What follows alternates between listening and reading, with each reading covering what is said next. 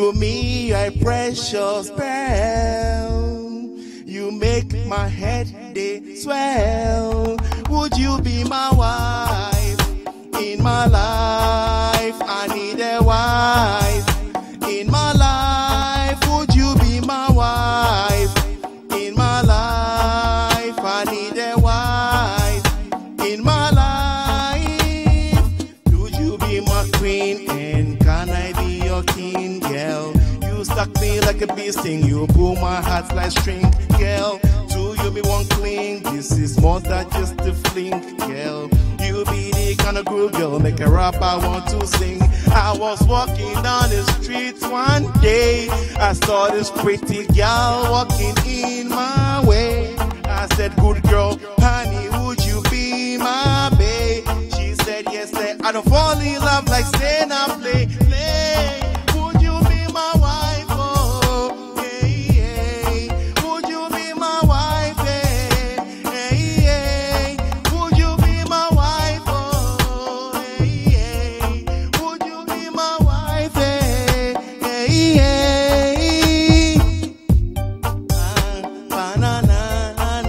I need a wife. Oh, yeah, yeah. I need a wife. Oh. I need a wife, oh. Haha, hello Lena. This is my future wife out there. I need a wife.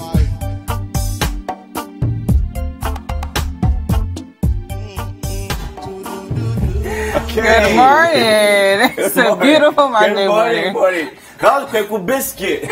Our Kweku Biscuit. Sales rep time musician. Kweku Biscuit. You know, he's such a superstar. Yeah, you know, he's very talented. He was with us right here at City, but now he's going on a world tour. Yes. Yeah. Yes. He's pursuing his musical career. Yeah. He's always wanted to share it with the world. Yes.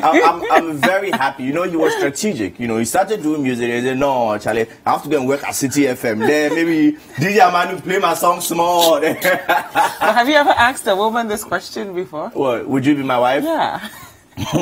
That's it. Of multiple women? Oh, I can't confirm or deny at this time. Really? I can't confirm. No, it's not about Kweku Biscuit. I'm so happy. Like, yeah. You know, this is a really nice song. Kweku Biscuit. And I think is it's a living mm. testimony that you don't necessarily have to just be good at one thing. You Yeah. can kill it in sales and also be a very talented Yeah, he was one of the musician. fantastic people in that department as well. Okay, and now he's going on a world tour. Yeah. Kweku Biscuit. How was your weekend? My weekend was good. My weekend was fantastic. You know, I spent, okay, so what happened on Saturday night, Friday night-ish? So I was sleeping around 11:30 p.m. and my friend calls me, you know what, let's go hang out. I was literally asleep and I'm like, okay, why not?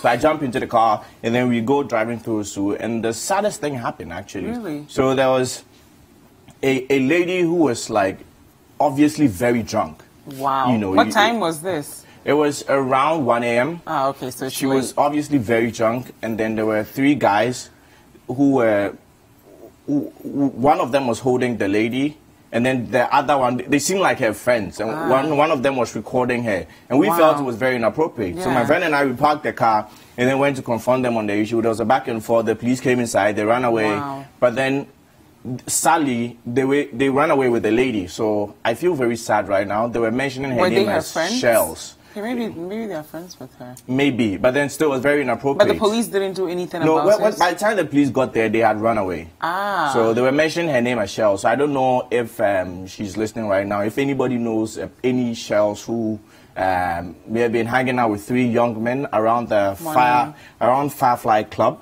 in Osu, it's very important. If you indeed know this girl and you're watching, please ensure that she's safe. Yeah, and contact me if you can. Wilberforce GH on all social media platforms. I need to know that Shells is safe because I found it very inappropriate how things were going that evening. You know, it would have turned into, you know, I'd have probably come on the studio and the set was like some plaster or something on my face because it was getting very terrible. You know, sometimes we feel like we have to go out of our way to protect others. You have to, especially, I mean, women and children are very vulnerable in our society. So, and at least I know a lot of women when they go out with another female friend or something in case they get drunk. You know, there's always that one friend who watches you always should have. else, You always should have a responsible female friend by you. It's very, very important. Safe. But I'm happy that France won, even though I wanted Croatia to win. I really wanted the underdog to win. I think they put in a good game. They worked hard. They stole our hearts. But in the end, I was happy that, you know, France have been amazing this World Cup. I think it might have been an easy win, though. It looked easy. It was a walk in the park, actually. It was a walk in the park, if you ask me. I think we're supposed to have Michael. No, it's not Michael. Benjamin is going to join us right now if he's ready. Yeah. He can literally just come join us and let us know the technicalities of it, because we are not sports people. I was just sitting there. Have you ever done sports in your life? Yeah, I used to be a soccer coach actually when I was in college. I was a soccer coach. What do you mean? I'm saying participating in the sports itself. Yeah, I played bowling in high school. Oh, bowling is not sports. It's sports. Bowling is it's like throwing away rubbish.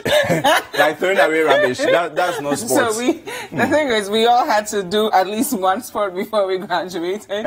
So the lazy students were like, listen, we're just going to throw the ball.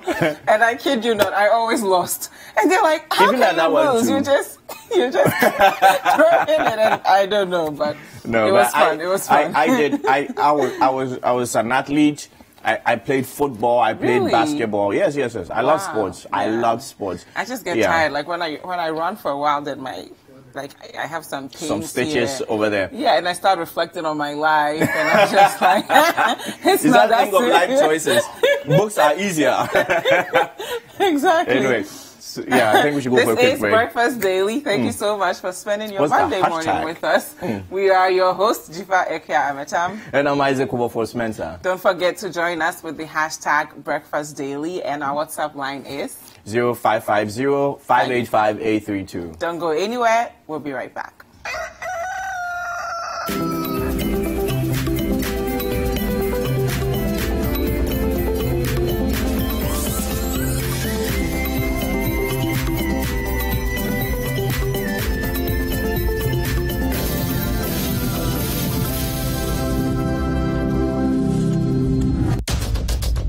Tune in to The Point of View, Mondays and Wednesdays at 9 p.m. as Bernard Avlet takes the news further. He will bring the right guests, ask them the relevant questions, and get you the real insights you need on the big stories for the day. What one action have you taken? What one statement have you issued? Well, we've been issuing statements, even this... on the specific issue of... This very one. Of no bed syndrome. Since you are saying that you've heard this before. Well, we keep talking. The Point of View with Bernard Avlet, Monday and Wednesday nights, only on CTTV.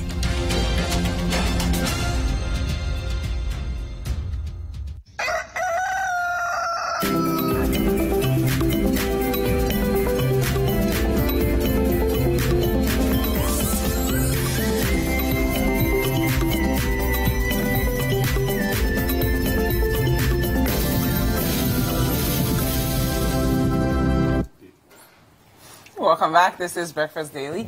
Thank you so much for spending your Monday morning with us. Now we're joined by Benjamin Nketia from our sports desk.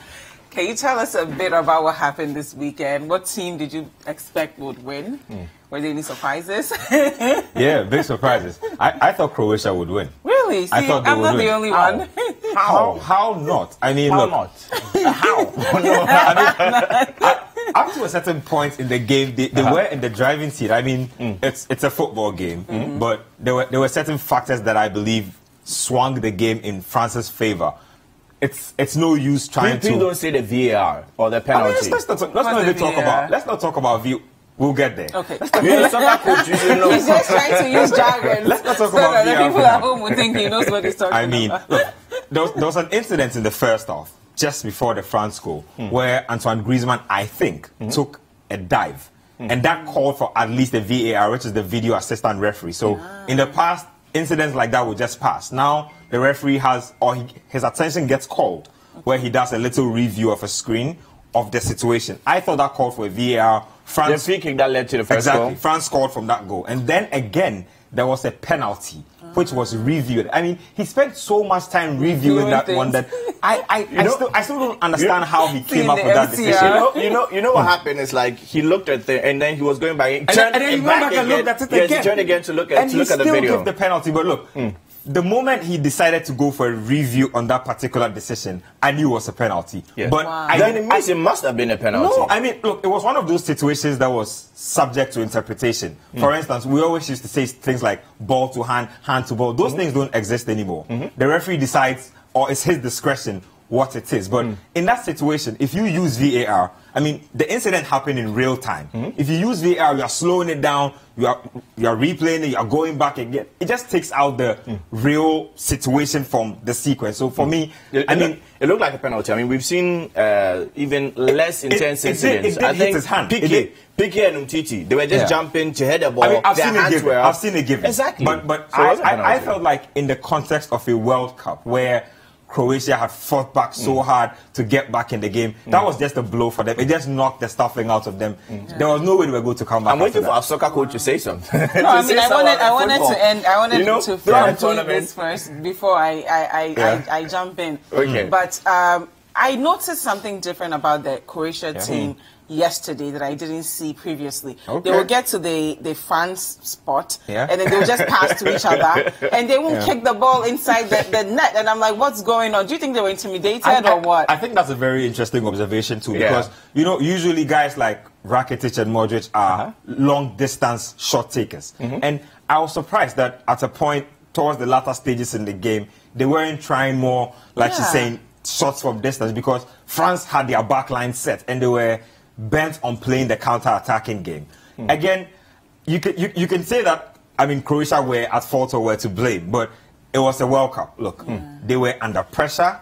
They, like I said, were already sort of downhearted from that penalty decision that had been given against them. So things were just not going well for them on the psychological end. I mean, they kept themselves looking busy by passing and trying to look for a way, but it was just one of those games where that really was a watershed moment for me. Once that penalty was given, there was no going back. And I also noticed something else. I saw a lot of team coordination between the Croatia team, but then the France team, when someone gets the ball, they don't even look to pass. They just go for it. Well, you know, I don't know if that was strategic. I mean, that forms part of the counter-attacking strategy, but I mean, you must be in sync with your teammates. There must be some telepathy for you to be able to play that type of football. So, for instance, like you're saying, there was a sequence where Pogba just picked up a ball from defense, and there was just one bullet pass, and Mbappe was on his way. I mean, that's the sort of team that's been fantastic. He has been. That's the sort of team that's Is he a tournament darling, Jiffa? I mean, to think that he's only 19. So the last time France won, he wasn't even born yet, right? That's how serious it is. You know, it gives me hope that all the things we're complaining about today, the person who's going to fix it, is probably not born yet, not conceived yet, and he could even come from one of you guys. You have a point. You have a point. You know, so it's just reflection. Ghana's next in Kumah. That's true. That's true. But one thing that got me thinking was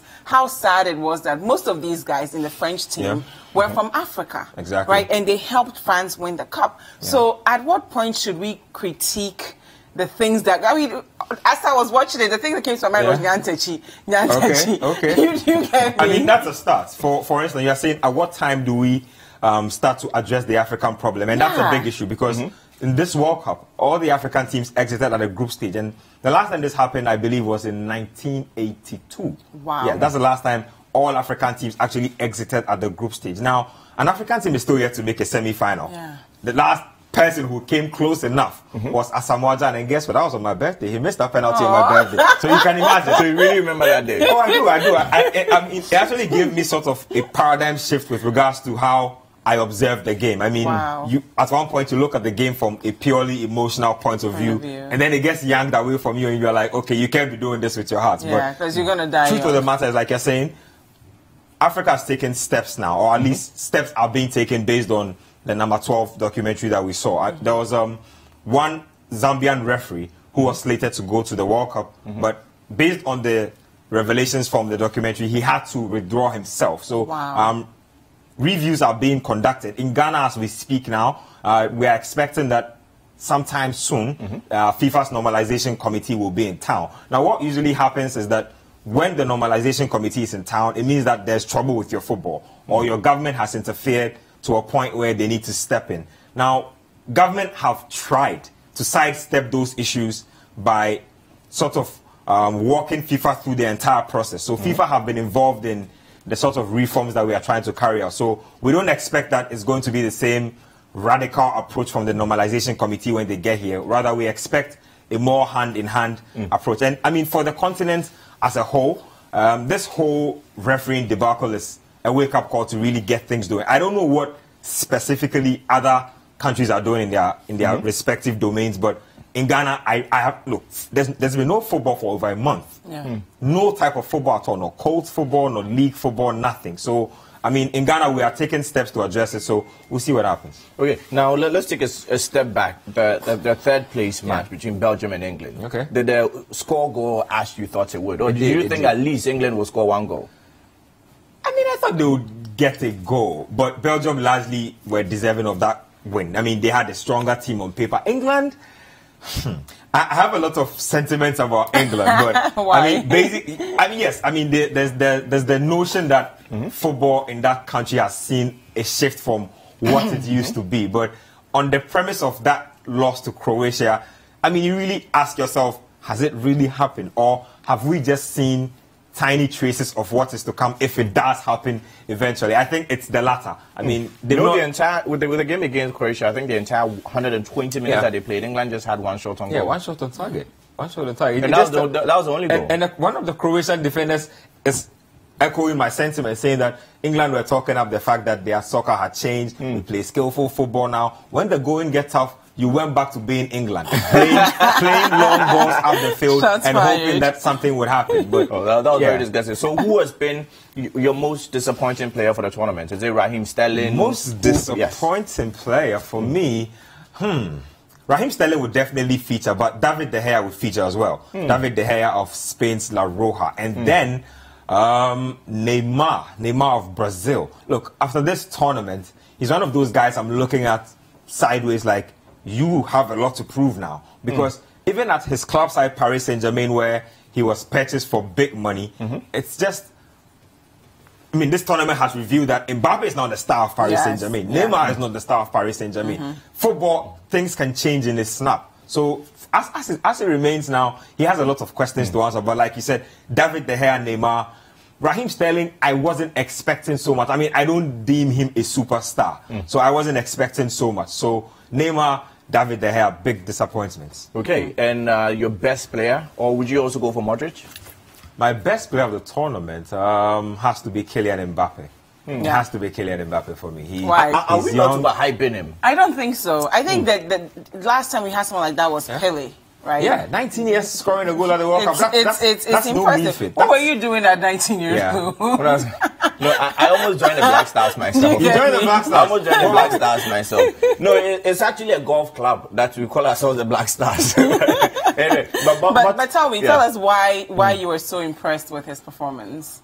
Well, basically, look, the World Cup is it's a footballer's dream. The World Cup is the biggest stage in football, and it's a pressure situation. I mean, sometimes people get in front of regular sets like these, 10 people, 20 people, and nerves just kill them. They basically can't express themselves the way they feel. So you can imagine appearing in front of 60,000 people.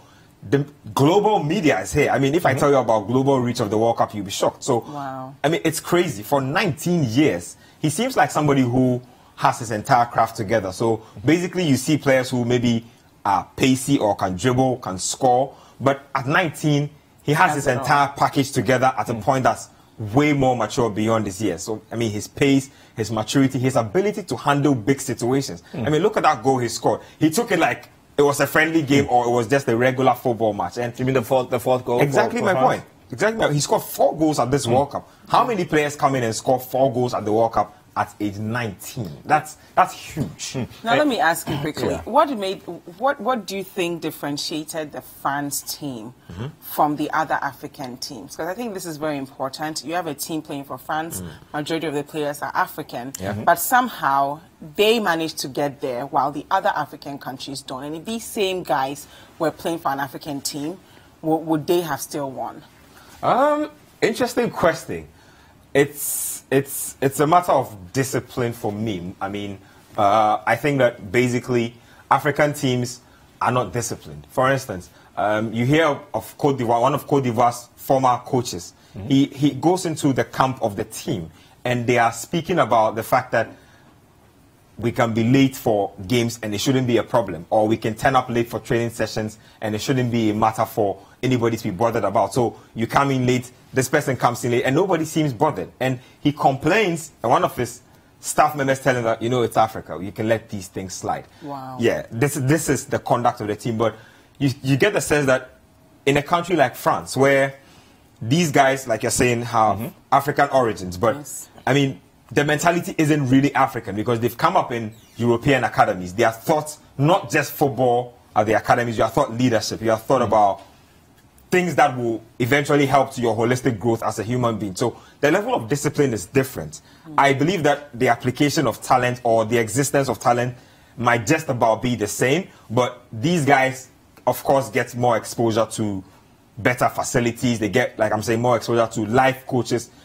They get exposure to conditioning facilities and stuff that our players don't get exposure but to. Someone might say the Croatian team did not have that exposure as well. I mean, they went through a war, well, right? And they're here now. You can say that because Croatia had just 2 domestic players in their setup. Only 2 of their players actually play in the Croatian league. I mean, Croatia is a small country, and to be honest, it's not as glamorous a country as we see on the stage. Yeah. When you see European countries, there's the tendency to think that they are all very... So we have more in common with Croatia. Exactly. But they made it. Exactly. But what happens with Croatia is, like I'm saying, they have only five approved pitches for football in the country, nationally approved or internationally approved pitches. So it just tells you that they are a country that make do of the little that they have. And you see, unlike in Ghana where, for instance, in the 2014 World Cup, we had glaring issues. We had a committee set up. We had a whole book. Look, if you see the Jamepe Commission's report, it's huge. If I smack it against your head now, you might pass out.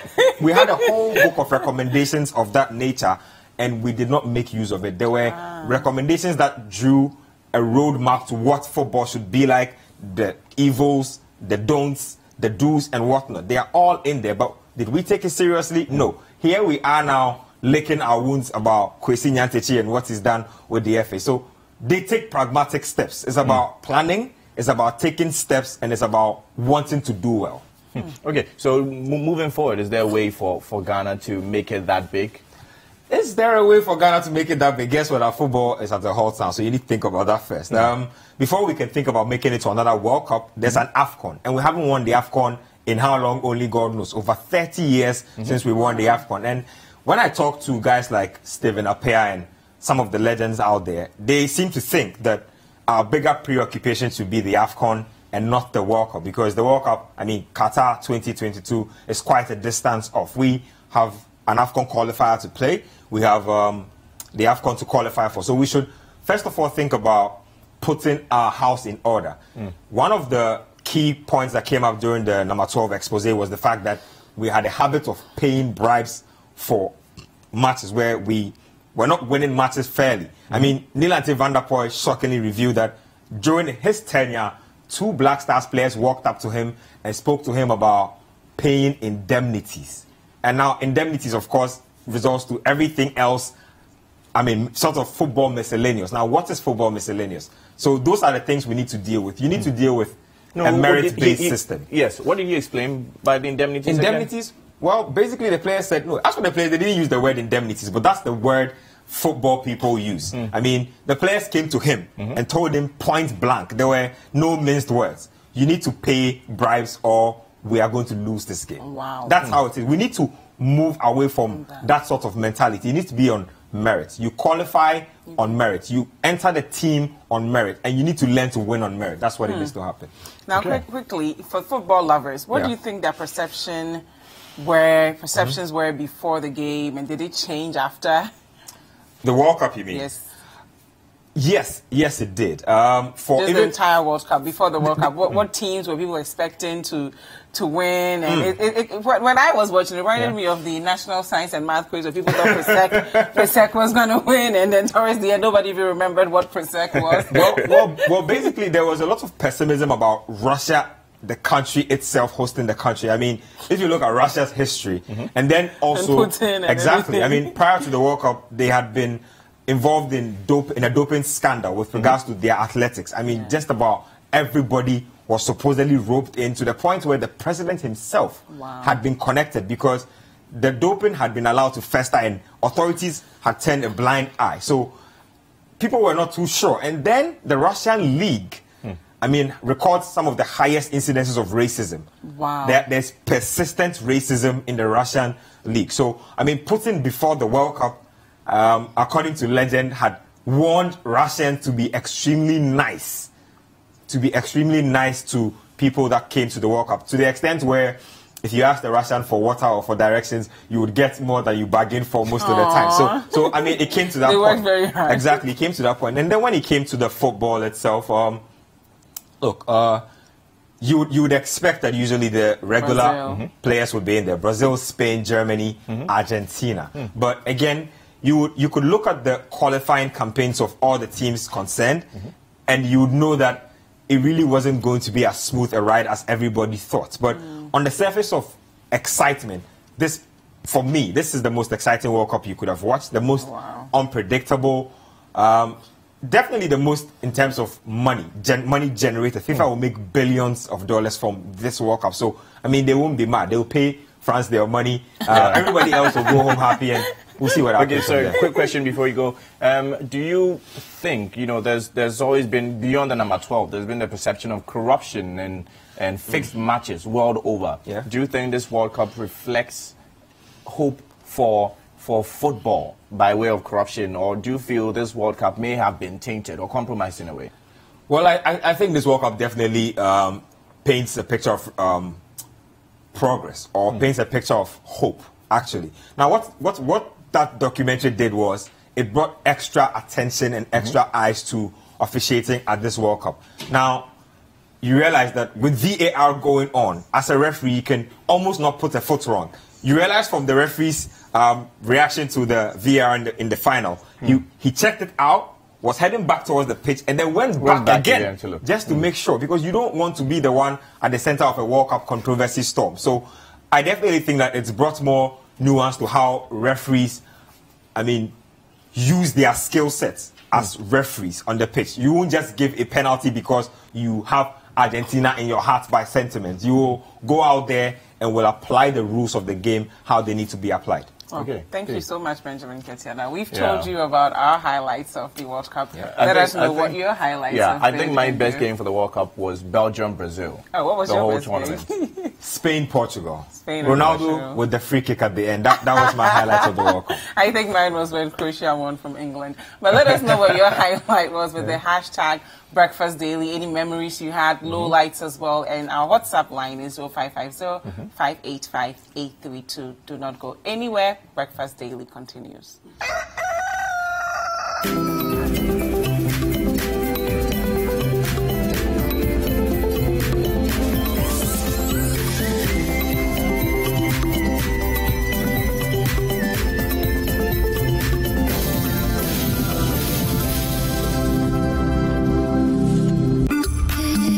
Spend 30 minutes every weekday catching up with all the trending social media conversations of the day. If you tweet it, we'll read it. We might just even Skype you. Just, no matter your situation, you can rise to the top. Absolutely. You really can. It's interesting that he wrote this article on the 17th of June, and on the 18th of June, yesterday, he actually scored 2 goals in the Belgium World Cup meet. 30 minutes is all it takes, so use the hashtag 30minutes on social media to catch our attention. Join the most interactive social media TV show weekdays at 5 p.m. only on City TV.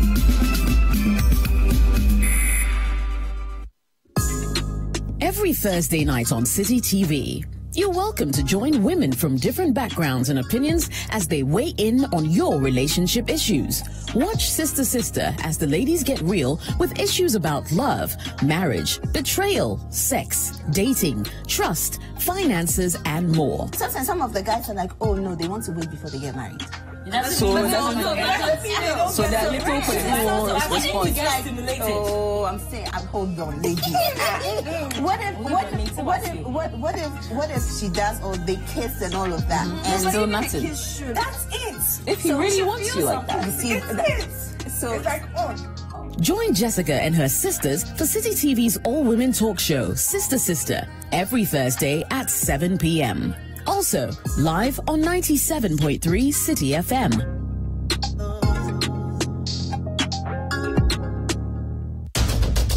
Tune in to The Point of View, Mondays and Wednesdays at 9 p.m. as Bernard Avlet takes the news further.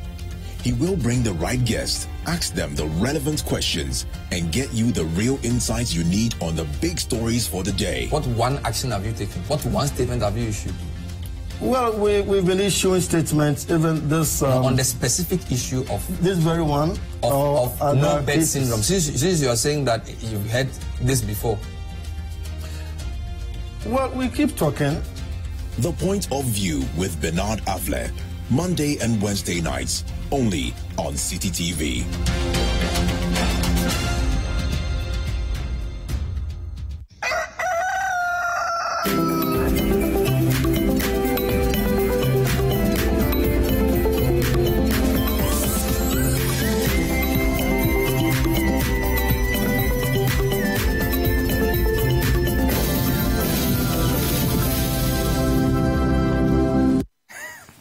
Welcome back. This is Breakfast Daily. We're going to jump right into the news review. Thank you so much for spending your Monday morning with us.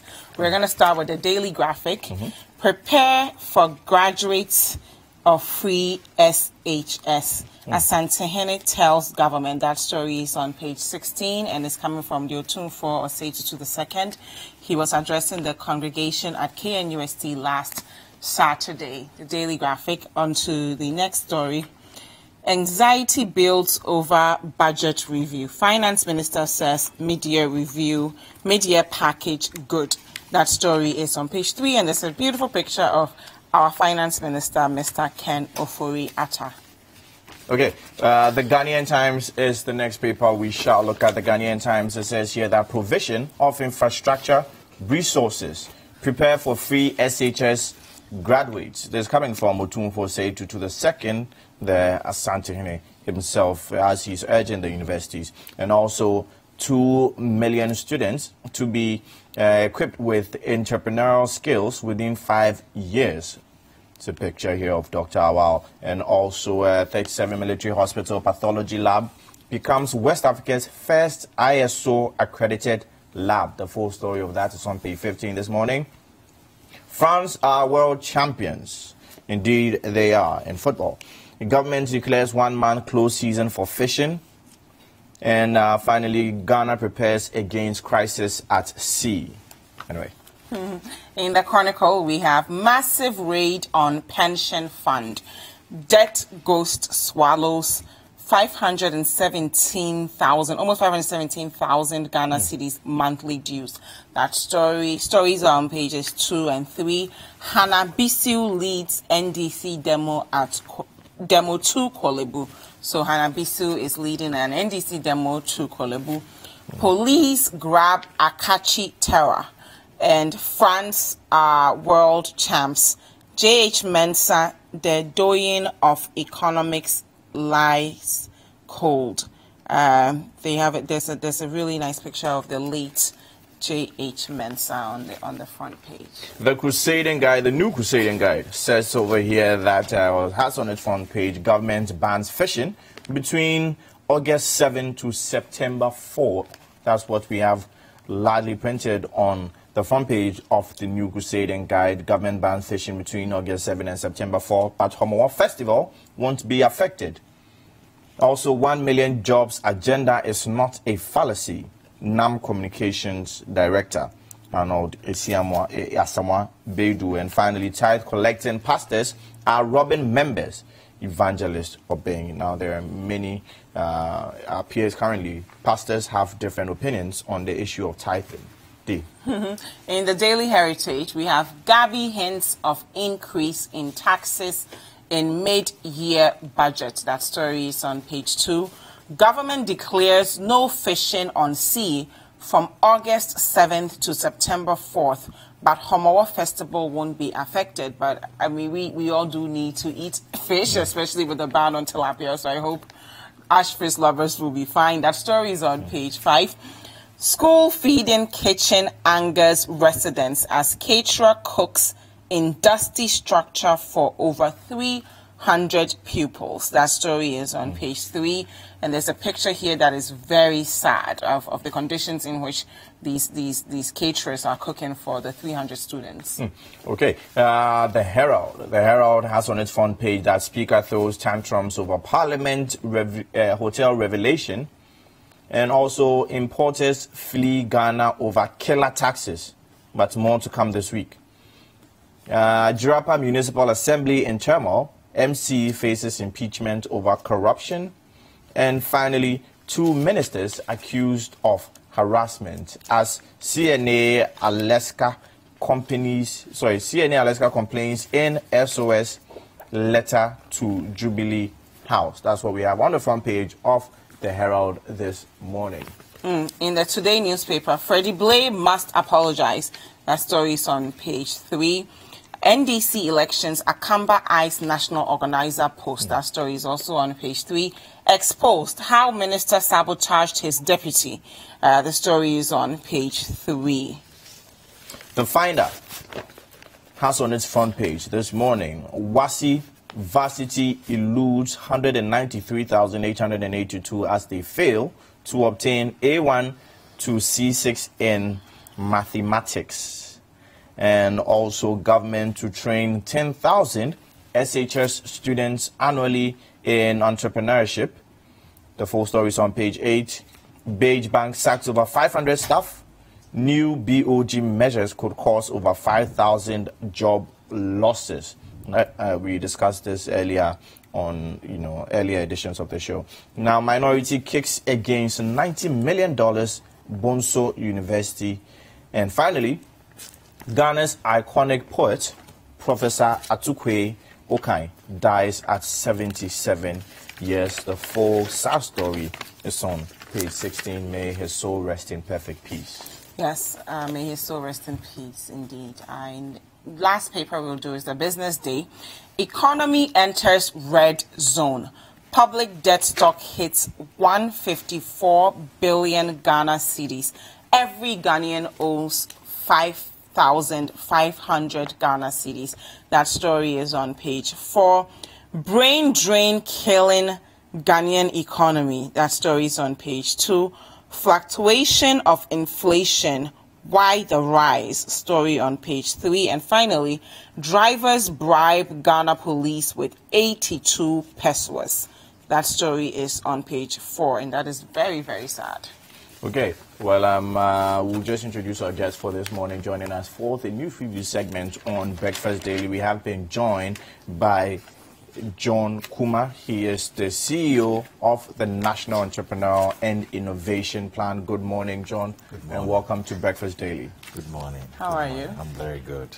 First, before we're good. We're going to just jump into the first story here in the Daily Graphic. Anxiety builds over budget review. Finance Minister says mid-year package good. So the story starts off by saying, ahead of the mid-year budget review in Parliament next Thursday, this Thursday, the business community and political class and the entirety of Ghanaians await with bated breath indications that the government will introduce new taxes and increase some existing ones in the presentation. Now, we saw a Facebook post by Mr. Gabriel Okai, and that kind of had all of us a bit nervous. But the finance minister says he has no clue where the reaction is coming from, and until he comes to Parliament, we won't know.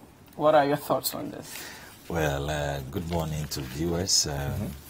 Thursday is not very far, so let us all wait for the day. Mid-year review budgets have become part of our annual rituals where in the middle of the year our finance ministers go to Parliament to tell us about the state of the economy and also sometimes even ask for authority to spend more. So we cannot spend to meet social and economic infrastructure demands of the country when we don't have the money. So obviously, people think that in order to raise additional funding for government sources, now that we are looking beyond Ghana, beyond aid, people are predicting that there may be some introduction of taxes, but we don't know whether it's going to be through taxation or through other means. So let's wait for Thursday. We'll get to know whether indeed there are increases in taxes or government is maybe reducing some expenditures to make up for the losses or whatever. So we'll all wait for Thursday. What I know is that we are going to hear good news. It's going to be good news. And at the end of the day, Ghanaians can testify the differences in terms of the economic management of this country. We have seen the progressive performance of the economy and how within the few, almost 2 years of the new government, how the economic indicators are all pointing towards the right direction. But of course, it's not enough if we've taken 8 years to reverse all the economic benefits and ended up with IMF, when we took Ghana out of IMF and grew Ghana to a lower middle income from a HIPIC economy. And these people, NDC government, reversed all these trends and took us back to IMF. It will not take a year or two to be able to prop up the economy again. So I agree we are on the right path, but we may have to do one or two things more in order to improve. My only prayer is that we don't go back after we have made all these economic gains. We don't go back to mismanaging the economy just because another government came and then we are back to square one. Every time we have to, go back to increasing taxes and all that. So let us hope. I strongly believe that, even though there's a publication that the debt stock has increased to 154 million. Yeah, that was the next thing I wanted us to talk about. Yes, we know that is just about 63% of GDP compared to the about 73% that we took over from. So I don't want us to just compare to what you took over from, because we really did vote for change, right? Ghanaians voted for change, not a slightly better version of the other guys, right? So there's a story here in Business Day that says, economy enters red zone. Ghana's total public debt stock, according to the data from the Bank of Ghana, currently stands at 154 billion Ghana cedis. And with an estimated population of 28 million people, Ghanaians, including newborn babies, owe 5,500 Ghana cedis. And actually, between February to May 2018, we've added 9 billion cedis to our debt stock. Yes. You see, sometimes when you watch the nominal figures, the way it's presented, you may think that government has gone about borrowing plenty. But sometimes you have not borrowed any money. But just the differentials in the exchange rate can balloon the figures. Because if, let's say, the total debt is $30 billion, and the exchange rate was, say, 4.5, and as we speak, maybe it has increased to 4.7, the same dollar exchange rate. When you multiply that by the same 30 billion, even though you have not borrowed extra, your figure will still go up. So it may not be due to maybe additional borrowings. It could be due to the variations. But to be fair, that would be just a slight variation.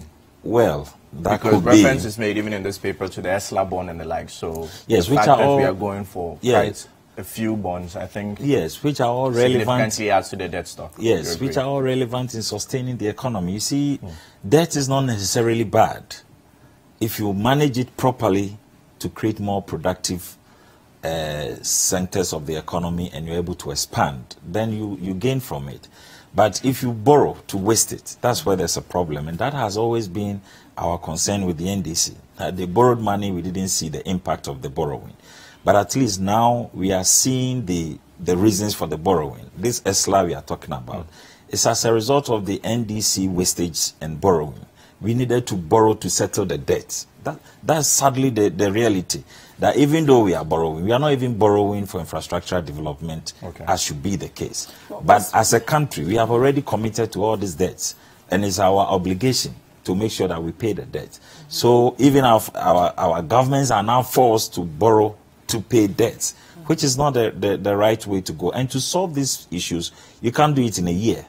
That is why it has become necessary sometimes to use some of these stopgap measures to sustain the situation. But in the long term, and as I was saying, if you have been able to reduce the percentage from 73% to 63% within 1.5 years, that's a good job done.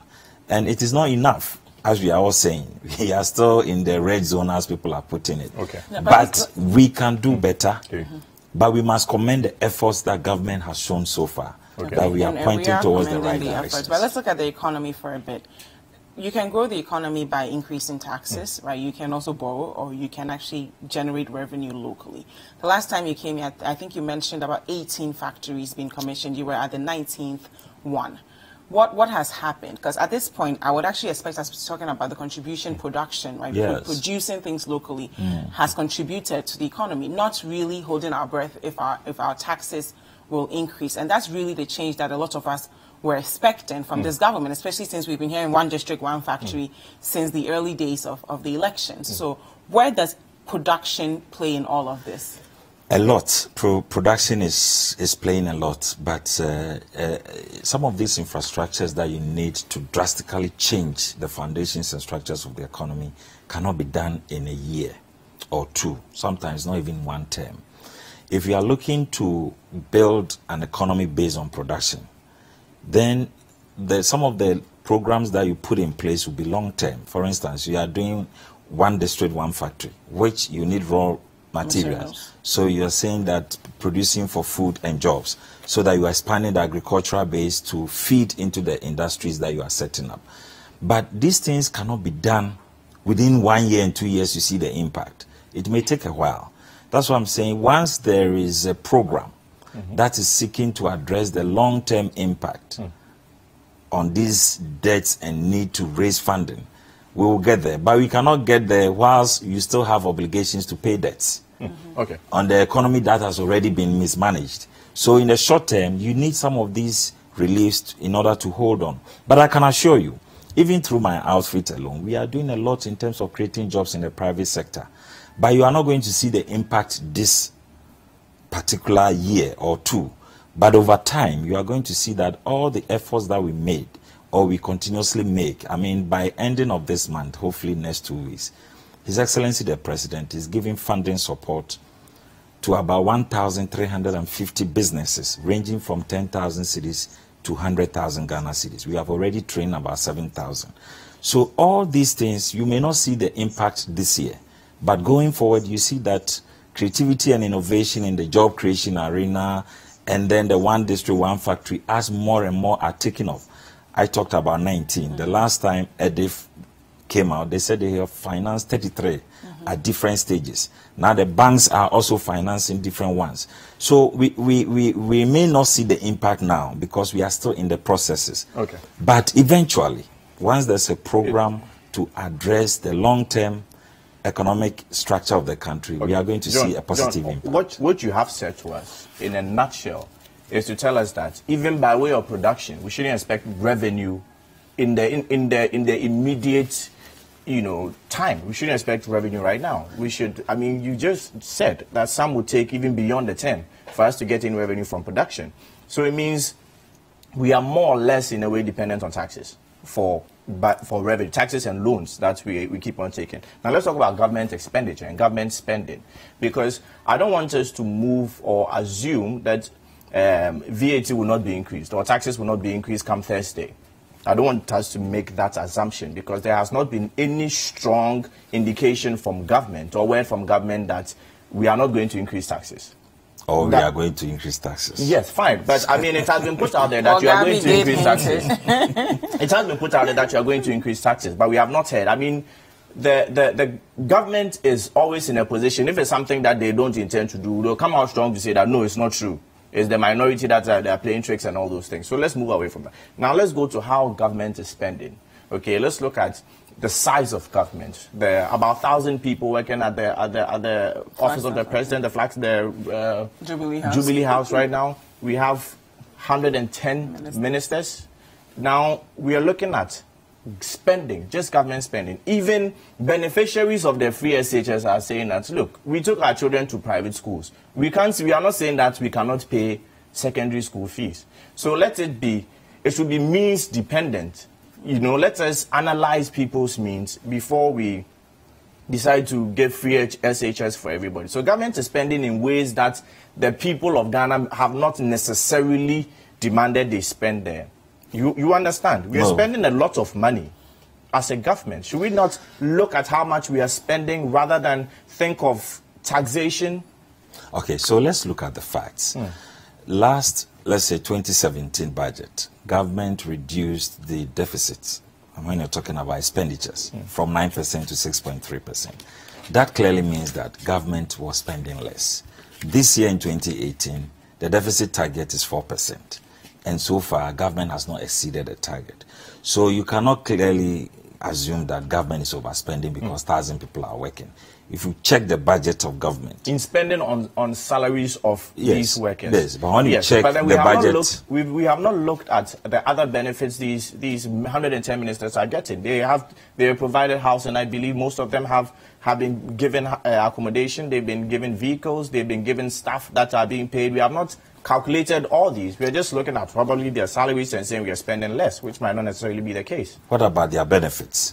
The 110 ministers grew this economy from 3.7% to 8.9%. But let's That's look a at huge the growth. impact. John, quickly, let's look at the growth of that economy. Yes. Wasn't it due to the oil and the other raw materials? But Ghana has always had oil. But in 2016, we had oil when we grew 3.7%. Let's quickly look at the NPP manifesto, page 17. Okay. It says you are going to shift focus on economic management from taxation to production. So it's not enough to say we've always leveraged our raw materials. We voted for change. I totally agree, and we still stand by it when we say we are focusing on production instead of taxation.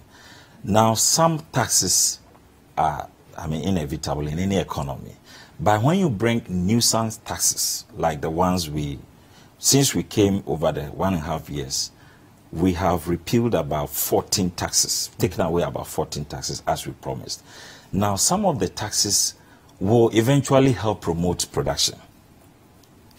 So let us wait and see what kind of taxes we are talking about. Because if you are improving your local capacity to produce, then you should be able to slow down on your imports. And one of the effective ways to slow down on imports is to put taxes on the ones that you bring in, so that you release the capacity of the local people to do import substitution. So let us wait and see what angle government is going. I strongly believe that we have not departed from our principle of production, moving from taxation to production, in the sense of dealing with nuisance taxes, because some of the taxes clearly frustrates local production. Yeah, so for instance, let's move away from KIA taxes. Exactly. And increase VAT rather. If the VAT is not on all, you have to look at what kind of VATs, because we have different types of VATs. You understand? So let's be specific on what VAT are we talking about. Because we have a flat rate of 3% for VAT for micro and small businesses. Are they affected? We don't know what kind of VAT we are talking about. So some of the taxes will eventually promote the production sectors of the economy. So let us wait and see what specific tax we are talking about. Government is talking about, some I've heard people proposing to government to look at mobile money transfers, which we know are in large volumes. You understand? And if we can raise additional revenues to government through mobile money taxation, I'll be comfortable with it. So let us look at what kind of taxes we are talking about, because whether you like it or not, government has to raise the revenues. And if we are saying we are looking beyond aid, we have to find the resources. But we must not do so, or we must do so in bearing in mind that we don't have to frustrate the system. We don't have to burden the local people. So what kind of taxes are we introducing? If it's going to be a nuisance tax, the impact is very limited, but the cost is huge. Then what is the effect? Because if you take 1 cedi from a KIA, that's about 40% of his daily income.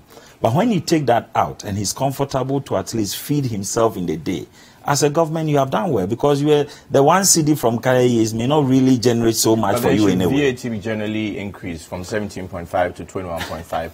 Well, me, it depends on what. It will not. It will be increased. It's likely to be increased, but maybe not to 21.5, but maybe in the middle there somewhere. Middle there, and then also on what? Well, let's be careful about on what, so that we don't rush to unnecessarily oppose something that will eventually bring benefit to the economy.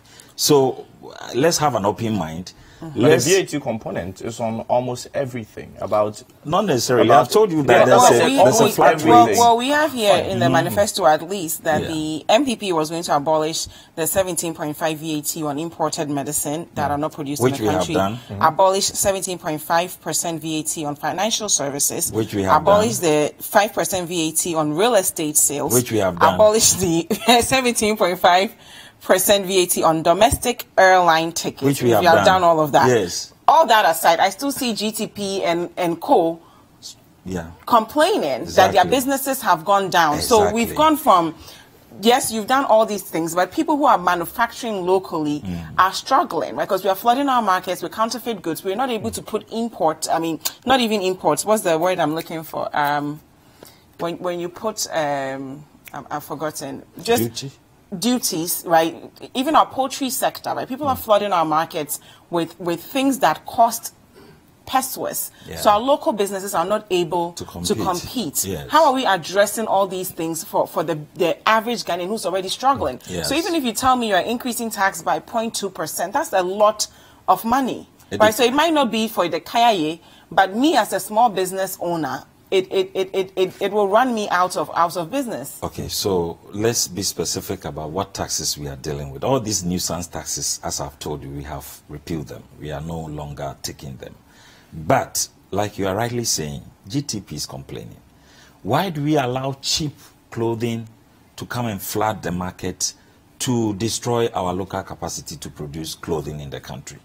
So if you're a government and you can introduce a tax that will target importation of tariffs, that's the word I was looking tariffs. for. If you can introduce a tariff that will punish imports of the things you have local capacity to produce, I will encourage you to, and I will support such a tax, because that tax invariably supports local production, and that's the objective of government. So until that thing comes, we never know what specific tax we are talking about and the impact on local businesses. Now, why haven't we done this? It's been almost 2 years. Governance is a gradual process, and all the necessary ones we needed to do in order to free the economy, we did it in the first year. And people were saying, how can you reduce taxes and raise more revenue when you are promising social interventions like free SHS? We did it. Everybody saw the impact. We actually reduced taxes and was able to grow the economy from 3.7 to 8.9. So clearly, it means that government is from doing industry, not necessarily local production. Don't underestimate fuel alone or industry alone could not build the economy for us to that level. Every sector of the economy grew, from agri sector to services to manufacturing industry to manufacturing grew just to 17%. Marginally. No, it grew from 4% to 17%. Okay. So there is evidence for people to see that indeed things are improving in the economy, but we have to sustain it. We need to do more. I am not happy if we are introducing tax, because I will also have to pay taxes. I wish we could do something about fuel prices, because it's also crippling certain aspects of industry. But can we do that now and not affect the revenue generation expectations of government as compared to the expenditures that government have to do? So all these are balancing acts that are not easy to do. So as much as I appreciate that it will be burden on the people to give any additional taxes, I would also not deny the fact that the reality requires government to be able to fund its projects. So we must compare the impacts, the positive and the negatives, and if we can have a better slate, it may not be +5, but if it's +2, then we must still have to endure and assess some of these interventions. Like I've told you, government still has its eyes on production. But some of these taxes will be relevant to increase the production capacity of the country so that we can compete fairly. I'm not sure government is going to introduce any taxes that will reduce or disable the ability of local businesses to perform. That one I can assure you. Or the ability of the average Ghanaian to pay. Yes, ability of the average Ghanaian to. So it will depend on hot products. Okay. And like I've told you, there's a flat rate VAT for small and medium and for small and micro businesses in the country. So you'll be disappointed we are going to increase that. So you'll be disappointed if come Thursday taxes are introduced that would largely increase the price of goods and services in Ghana. You'll be disappointed. Well, I can assure you it won't happen. Okay. It will not happen. Okay. Now we want to hear from you if you have any questions for our guests. We are talking about the economy and if taxes is the only option that we have, or we can at least decrease our spending. Taxes is not the only thing we are doing. if we can decrease our spending or increase production. From 9% the NDC left to 4% deficit. So that's okay. So we've made a lot of progress. Yes, but we have to get there. We still have you to can't at least do that in a year or two. Spending and we have to do that gradually. Increase production. We do agree with you, but we are all hoping that come Thursday we're not going to hear any increase in taxes. Let us know your comments, your thoughts, your questions. Let's put it well. We are not hoping to hear increase in taxes that will cripple the economy. But some of the taxes are relevant. Okay, to push the economy. We want to hear from you with the hashtag Breakfast Daily. Whatever questions you have, let us know. And the WhatsApp line 0550-585-832. Do not go anywhere. We'll be right back.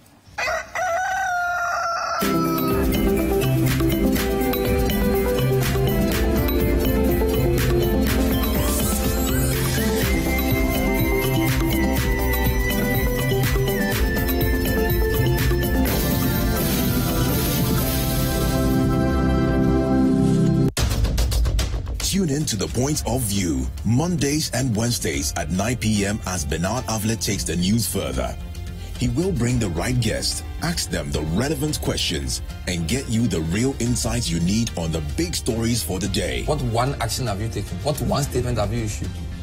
Well, we've been issuing statements, even this... on the specific issue of... This very one. Of no bed syndrome. Since you are saying that you've heard this before. Well, we keep talking. The Point of View with Bernard Avlet, Monday and Wednesday nights, only on City TV.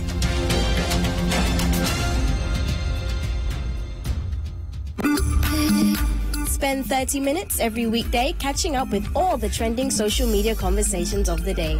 If you tweet it, we'll read it. We might just even Skype you. Just, no matter your situation, you can rise to the top. Absolutely. You really and can. It's interesting that he wrote this article on the 17th of June, and on the 18th of June, yesterday, he actually scored 2 goals in the Belgium World Cup meet. 30 minutes is all it takes, so use the hashtag 30minutes on social media to catch our attention. Join the most interactive social media TV show weekdays at 5 p.m. only on City TV.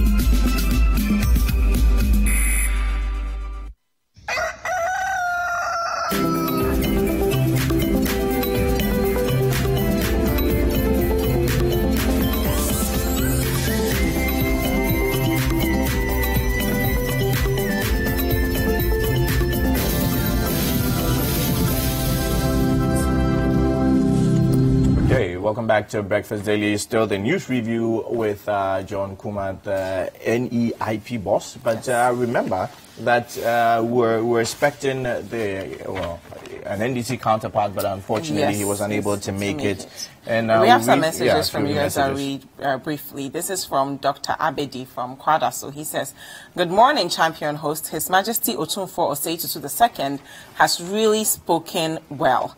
Truly, President Akufo-Addo's government must prepare for graduates of free SHS. But I think NDC hope in 2020 election was Charlotte Osei, and now she is no more. They are trying to do propaganda." Okay, I don't know about that, but he says hi to Reverend Samuel Mensah. Someone else, Yao from Osankide Taifa, says, "All over the world, taxes are used for development.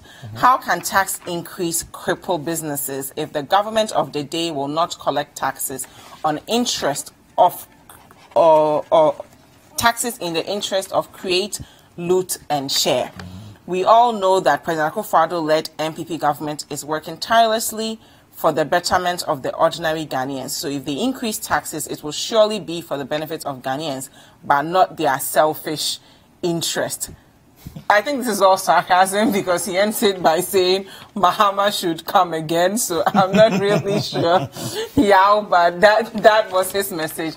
Keep your comments coming with the hashtag Breakfast Daily, and the WhatsApp number again is 0550-585-832. Okay, well, there's another story here on page 2 of the Daily Statesman. Says information available to the Daily Statesman indicates that all is set for 11 former ministers of state who served in the erstwhile Mahama-led National Democratic Congress to face prosecution for allegedly taking double salaries while in office. Now, according to the story, the 11 appointees had initially sought to downplay the issue by describing the additional salaries they took as a top-up. And when the issue first surfaced in an audit conducted on the payroll data from the Office of the President and Parliament from 2012 to 2016. So bottom line is that the story has mentioned the names of 11 members of Parliament who are or who were ministers as well at the time, and they include Emmanuel Amakofibua, Member of Parliament for Elembele, and he was the former energy minister, as well as Ni Lai Afotiagbo, and Member of Parliament for Bung Katamanso, and also Comfort Kujo Gansa, amongst others. So about 11 members of Parliament have been mentioned here. Abdul Rashid Pelpo is also included here. And bottom line is that, so the dockets, according to this report, the dockets have been sent to the Attorney General for possible action or further prosecution. So that's the story we have now. John, on this same story, Rashid Pelpo was here last week Thursday, and he was saying that during during the Mills Mahama administration, what happened was that same was noticed, and then when it came to the attention that ministers and members of Parliament under the Kufuor administration had received double salaries, what happened was that they went to them for the situation to be corrected. But then under this government, they now want to forward it to the Attorney General and stories of prosecution and the likes, which he feels is unnecessary. John? It appears the elite of this country wants us to have two different laws. One to deal with the poor and one to deal with the rich. We are just complaining about lack of resources in managing the economy. And when you are a minister of state and you are receiving over 10,000 or 20,000 per annum, people are receiving less than 100 cedis a month. And they are still working. You receive over 20,000, 10,000, and you receive double of it. I mean, clearly, that is not a fair thing to do. And you deliberately knew you were receiving double pay, and you knew it was criminal, and yet you were doing it. And when you are caught, you say, somebody did it. You corrected the situation and you went to repeat it. We can forgive the first instance, assuming it was true. And you knew and you corrected the situation. And then you went back. You understand? I don't even see why the first situation, if it's true, would just be corrected. How did they correct it? The monies were returned. Well, so let's see, have they also returned the money? In good faith, they should have returned it by now and tell us, oh, we have even returned it. Why are you still taking steps? But you just come and sit on TV and say that somebody did it, we corrected it, and then you are prosecuting us. Well, to be fair, his worry was this, the fact that they approached it with a level of integrity, right? That we respect you as our colleagues, come in, let's talk about it. Let's not even go to the media just yet. Let's not turn it into a public trial. So that's the angle he was approaching it. But that is the problem and difficulty. Is it only the rich and high-placed people who have integrity? The poor also has integrity. I mean, let's be fair. If it's wrong, it's wrong. We accept that it's wrong and we take steps to fix it. Okay. So if he's allowed without all this, so without the public uproar and the publicity surrounding it, we call you secretly, you resolve it. Next time, John Kumah is also made a public figure. He goes to receive double payment. He's called upon to publicly resolve it. then somebody in Makola steals a mobile phone, he's jailed 10 years. Okay. What's the meaning of that? We shouldn't have double laws in dealing with citizens. That's fine. But looking at this from non-political lenses, okay, looking at it from outside the box and looking at what's happening, it appears that is the NPP government not being a bit vindictive is the question I keep asking. Because look at this, has been forwarded to Attorney General for prosecution and the likes. The recommendations, even against the Electoral Commissioner, Charlotte Osei, did not include prosecution. But then, you see, there were 3 recommendations, or 4 recommendations in respect of the 3 electoral commissioners. So, Amadou Sule, Charlotte Osei, and Georgina Opoku-Amankwa, there were the recommendations that they should be removed. And with Amadou Sule, a further recommendation that some money should be returned. That's fine. But then Mustafa Hamid, at the press conference, said that, you know what, we have received the recommendations and we are forwarding it to the Attorney General. You understand? So there's a sense of prosecutory intent. Now, let's move forward to the CEOs that were hacked. Yeah. Are we then saying that it appears that when it comes to the MPP appointees, there appears to be no corruption there or any sort of illegality, maybe even procurement breaches? But then when it comes to the NDC, it appears that, you know what, let us forward to the Attorney General for advice and possible prosecution. Because up till now, we still don't know why some of these CEOs were sacked. No information. We don't have any official information on why that happened. And this was on June 6th, right? So do you know why President appointed those CEOs? To serve the office that they were appointed in. But he didn't give us the reason why he appointed them. So he doesn't need to give us any reason why he fired them? You serve at the pleasure of the president. He can fire you and hire you at any day. Okay. So if you want to claim that they were fired on basis of allegation, provide the evidence and let's deal with them. Don't compare that to where evidence is shown. Your bank statements are shown to you that you received double salaries and you knew. And you yourself have admitted that you received double salary. How do you compare that to Charlotte Osei matter? Charlotte Osei matter, even like you're saying, the Minister of Information announced that it will be forwarded to the AG for advice. This is exactly what has been done in this matter. It's forwarded to AG, not court, for advice. It is the AG that determines, and Article 88 has the powers of prosecution in all matters. So they will decide. They may even decide that these 11 ministers, even though there's evidence of they receiving double salary, they will not take the matter to court. Maybe there's not enough evidence to succeed in court, so they will not prosecute. But they can also decide to go ahead that there's enough basis. Once the report has come, we can go to court and secure conviction.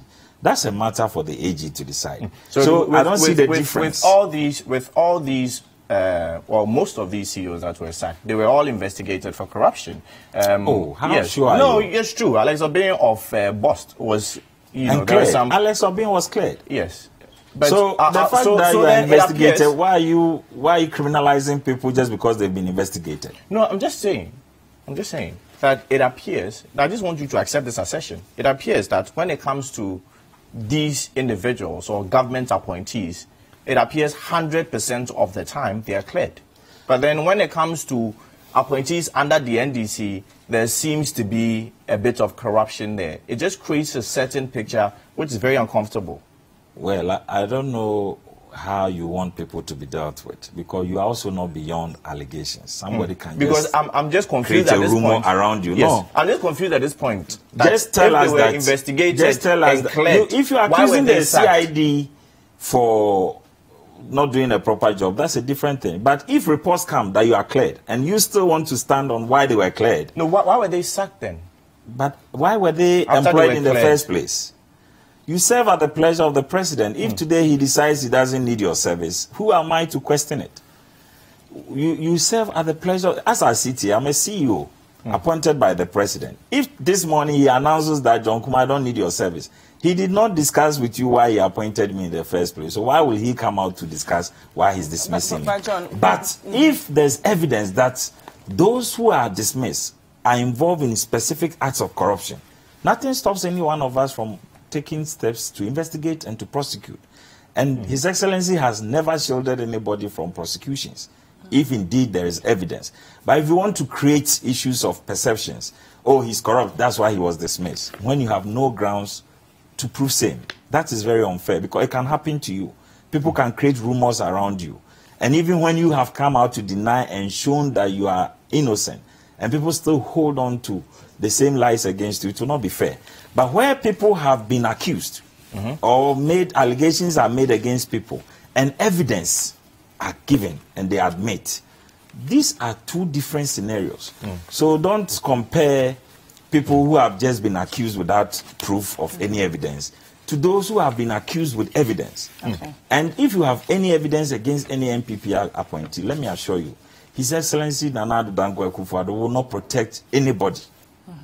If you engage in acts of corruption, be ready to face your own music. That is why he appointed a special prosecutor who is not part of the NPP. Thank you, John. So we just have a great example of what we're talking about here. There's a story in the Finder that says, minority kicks back against 90 million Bonso University. So the minority in Parliament has kicked against the approval of a loan agreement between Ghana Export-Import Bank of Korea to fund the proposed establishment of Bonso State Light Campus of the university. This is coming from the member of Finance Committee. He calls for the rejection of agreement. He says that the university currently did not have a governing council. The Minister for Education lacked the power to establish a university campus. And he's saying this because we cannot allow the Minister of Education to disregard the act that governs the establishment of a university. So what are your initial comments on this? Well, Parliament always decides on what agreements to ratify, to agree, or to disagree with, and reject same. But if Parliament, I mean, we should also understand that there's always a majority side and a minority side. And minority is always allowed to have their say, and the majority will always have their way. This is the same minority, when they were majority, you remember, approved the STS Korea deal, in spite of all the agitations and evidence that that was a fraudulent transaction. Eventually, what happened? Nothing happened. That transaction never existed in any way. So if they have concerns about this $90 million campus project, especially since the school doesn't have a governing council. Well, but so many schools, what does it take to put a governing council in place? It should not be difficult if that's the only problem they have. You understand? Governing councils are made up of individuals. So if that is the only thing that will pacify them, I don't think it will be difficult for Education Minister to say that I'm appointing a governing council to ensure that the school is under proper management. Council, you're fully aware of procedural impropriety. And you know that... You don't need a governing council to secure a loan. That is not procedural impropriety. Okay. I want us to look at this particular story. I want us to look at this particular story from page 2 of the Chronicle. It says NDC contractor ordered to refund 259,000 Ghana cedis. And according to the story, the 2017 Auditor General's report on management and utilization of District Assembly Common Fund and other statutory funds has indicted the Doma Central Municipal Assembly in Brong-Ahafo region for paying 259,527 to contractors for no work done. So according to this particular story, the project was budgeted in excess of 800,000 Ghana cedis. An amount of 259,000 was paid to a contractor who did not do any job. The contract was indeed re-awarded to another contractor who completed a job at 854,000 plus Ghana cedis. And well, the Auditor General has brought this as a serious indictment on the municipality. But there's also another story of the Jirapa MC, who's also, by her own people, more or less, the NPP youth are alleging issues of corruption against her. So corruption seems to be a serious issue. But let's start with this story of the contractor then. Where there are specific instances, as in this particular case, we must deal with it. I don't support corruption, and I don't support acts that waste our public resources. So if there are incidents like this, I mean, it appears that our Auditor General's report every year will capture these stories, and we never get to hear what happens to them. And I think that we must be serious with these reports and make sure we keep some of these wastages in our public services. We need the resources to run the country. We are here just complaining about taxes and how we need to raise more revenues. If you go and fetch water with a leak bucket, by the time you get to your destination, all the water is gone. And it appears much of the corruption is in the area of contract, award, and procurements. And we all have to be a bit disciplined in how we handle public resources. I want to see action, proper action being taken in terms of recovery of these monies so that it will serve as examples to other people. Now, we have an infographic here. On Ghana. It says Ghana lost 892 million cedis in 2017 to financial irregularities in the MDAs. So we lost 665.6 million cedis to tax irregularities alone. Why? Why does this keep happening? Some of these, like I was telling you, it appears every year the Auditor General will capture these irregularities. And my little experience in the public services too, sometimes is not just because somebody took the money and wasted it. But they took the money and didn't follow accounting procedures. You said you spent 1 million to acquire this furniture. You are not able to support that claim. Indeed, we may even see the furniture, but there are no invoices or receipts to prove that you acquired it from this source. And when the auditor comes and he's not able to trace the invoice to source, then they raise queries. And I'm sure it is the totality of these queries that bring us these huge figures that we see. So the irregularities are not always due to fraud or stealing. They are due to a lot of accounting procedures that are breached in our ministry. So we have to do more capacity building training for the finance departments in all these institutions. And I'm told the West Corporate was even the finance ministry. Yes, so some of these things are due to lack of receipts and lack of proper records to prove that indeed you have used the money for what you said you took it for. And in the public, you can spend your personal money without accounting for it.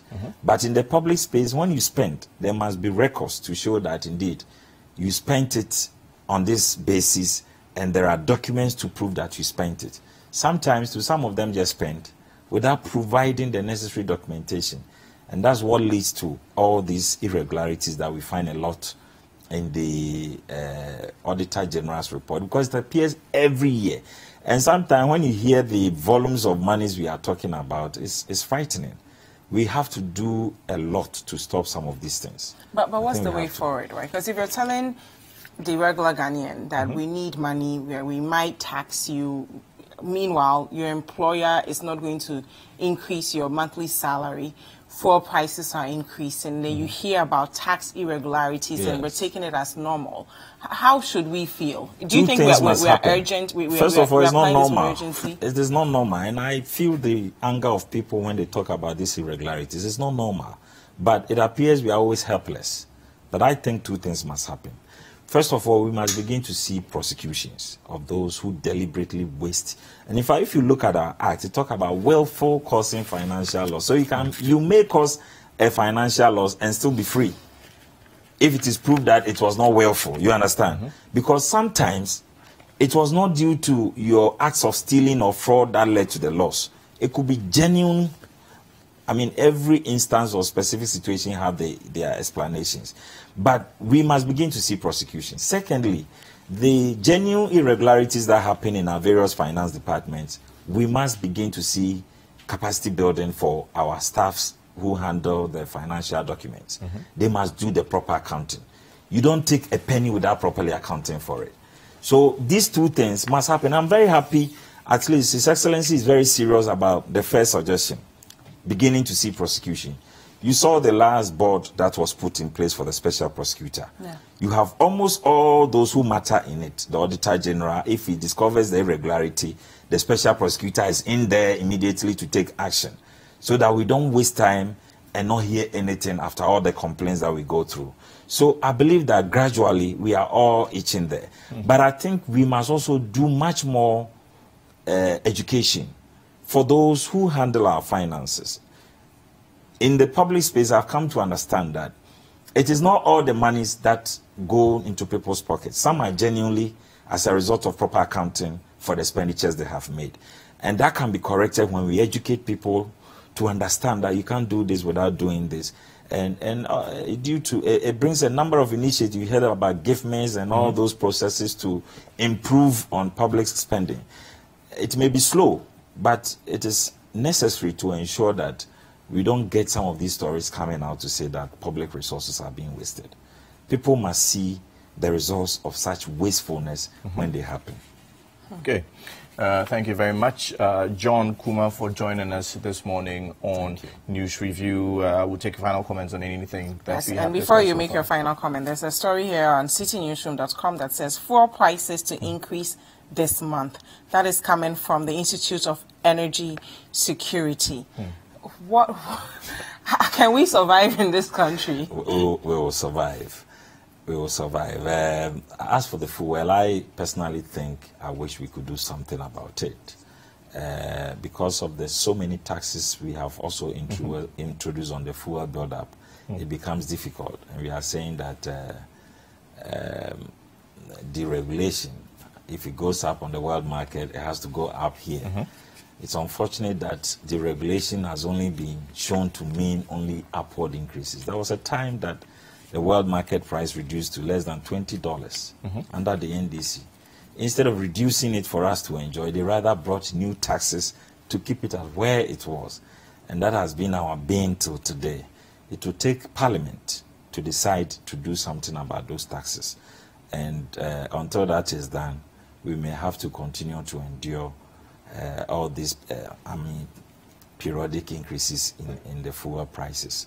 I hope that those who are in charge will at a point look at it and see how and what can be done about the fuel prices. We feel the pains that Ghanaians feel, except that unfortunately where we are now, they said that if you find yourself in a pit and you want to get out, the first thing you do is to stop digging. And that is what this government is trying to do. We are trying to stop the wastage. We are trying to find avenues, innovative ways of generating extra revenue so that we can do a lot of social intervention, because we see the plight of the people. Those who have and can afford can decide to rubbish the impact of free SHS. But we know that in few years to come, in about a decade or two, the whole country will testify that it was indeed worthwhile that we hunger today to ensure that our children went through proper education.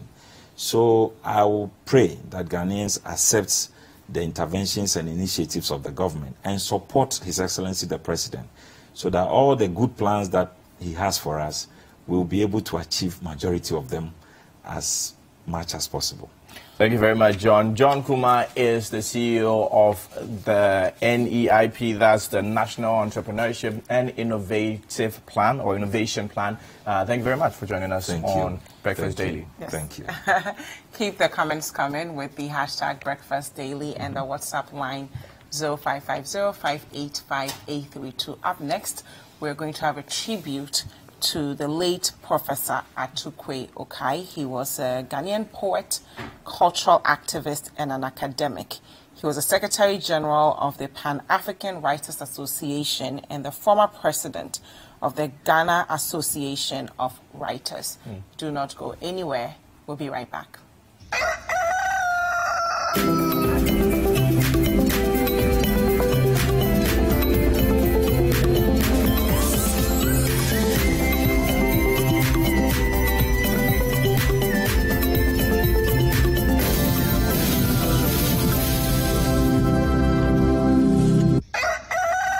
Jealousy go shame against the bad boy. Jealousy go shame. What's up, guys? Your boy Kitty, and right now you are watching Breakfast Daily. Oh, Lord of mercy. Let's go.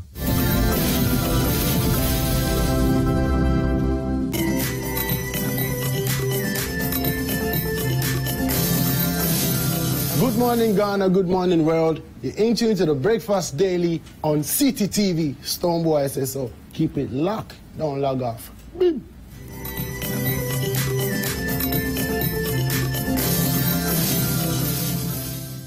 They say, why you they love them like this? Oh, I don't know. know, I don't know. Hi everyone, it's Miss V. Make sure you keep watching Breakfast Daily on City TV. Don't go anywhere. Tiptoe swag.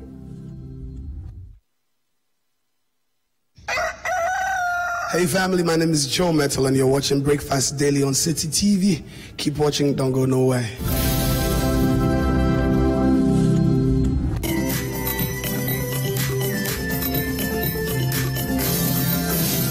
Good morning Ghana, good morning world. You're in tune to the Breakfast Daily on City TV. Stoneboy says so. Keep it locked, don't log off. Beep.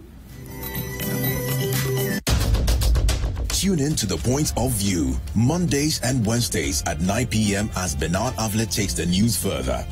He will bring the right guest, ask them the relevant questions, and get you the real insights you need on the big stories for the day. What one action have you taken? What one statement have you issued?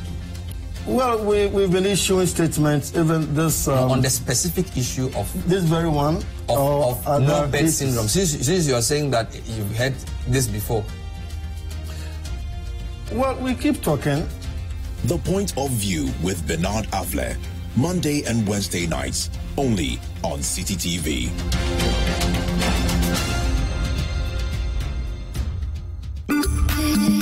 Spend 30 minutes every weekday catching up with all the trending social media conversations of the day. If you tweet it, we'll read it. We might just even Skype you. Just, no matter your situation, you can rise to the top. Absolutely. You really and can. It's interesting that he wrote this article on the 17th of June, and on the 18th of June, yesterday, he actually scored 2 goals in the Belgium World Cup meet. 30 minutes is all it takes, so use the hashtag 30minutes on social media to catch our attention. Join the most interactive social media TV show weekdays at 5 p.m. only on City TV.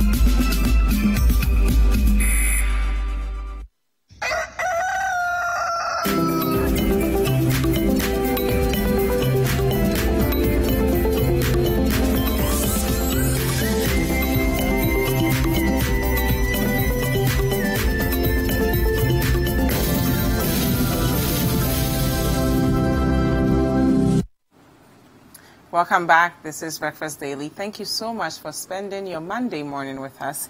Now we're going to talk about a very important man that we lost last week, Professor Atukwei Okai. He was born in 1941. In his young days, he published his work under the name John Okai.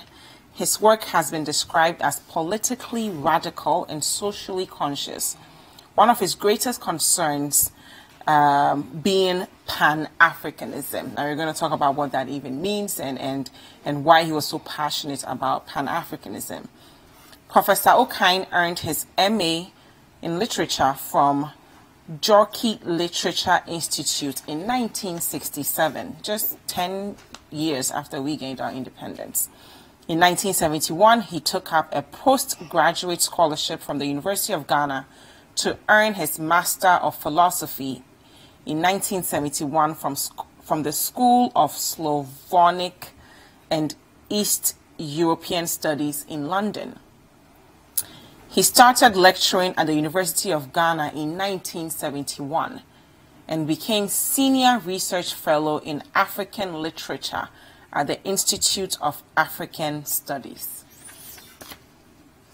When the Ghana Society of Writers was founded in 1957, Professor Okai became its youngest member. He was only 16 years old, and he was still at Accra High School. Now that's a big, big one. He later became the president of the Ghana Association of Writers.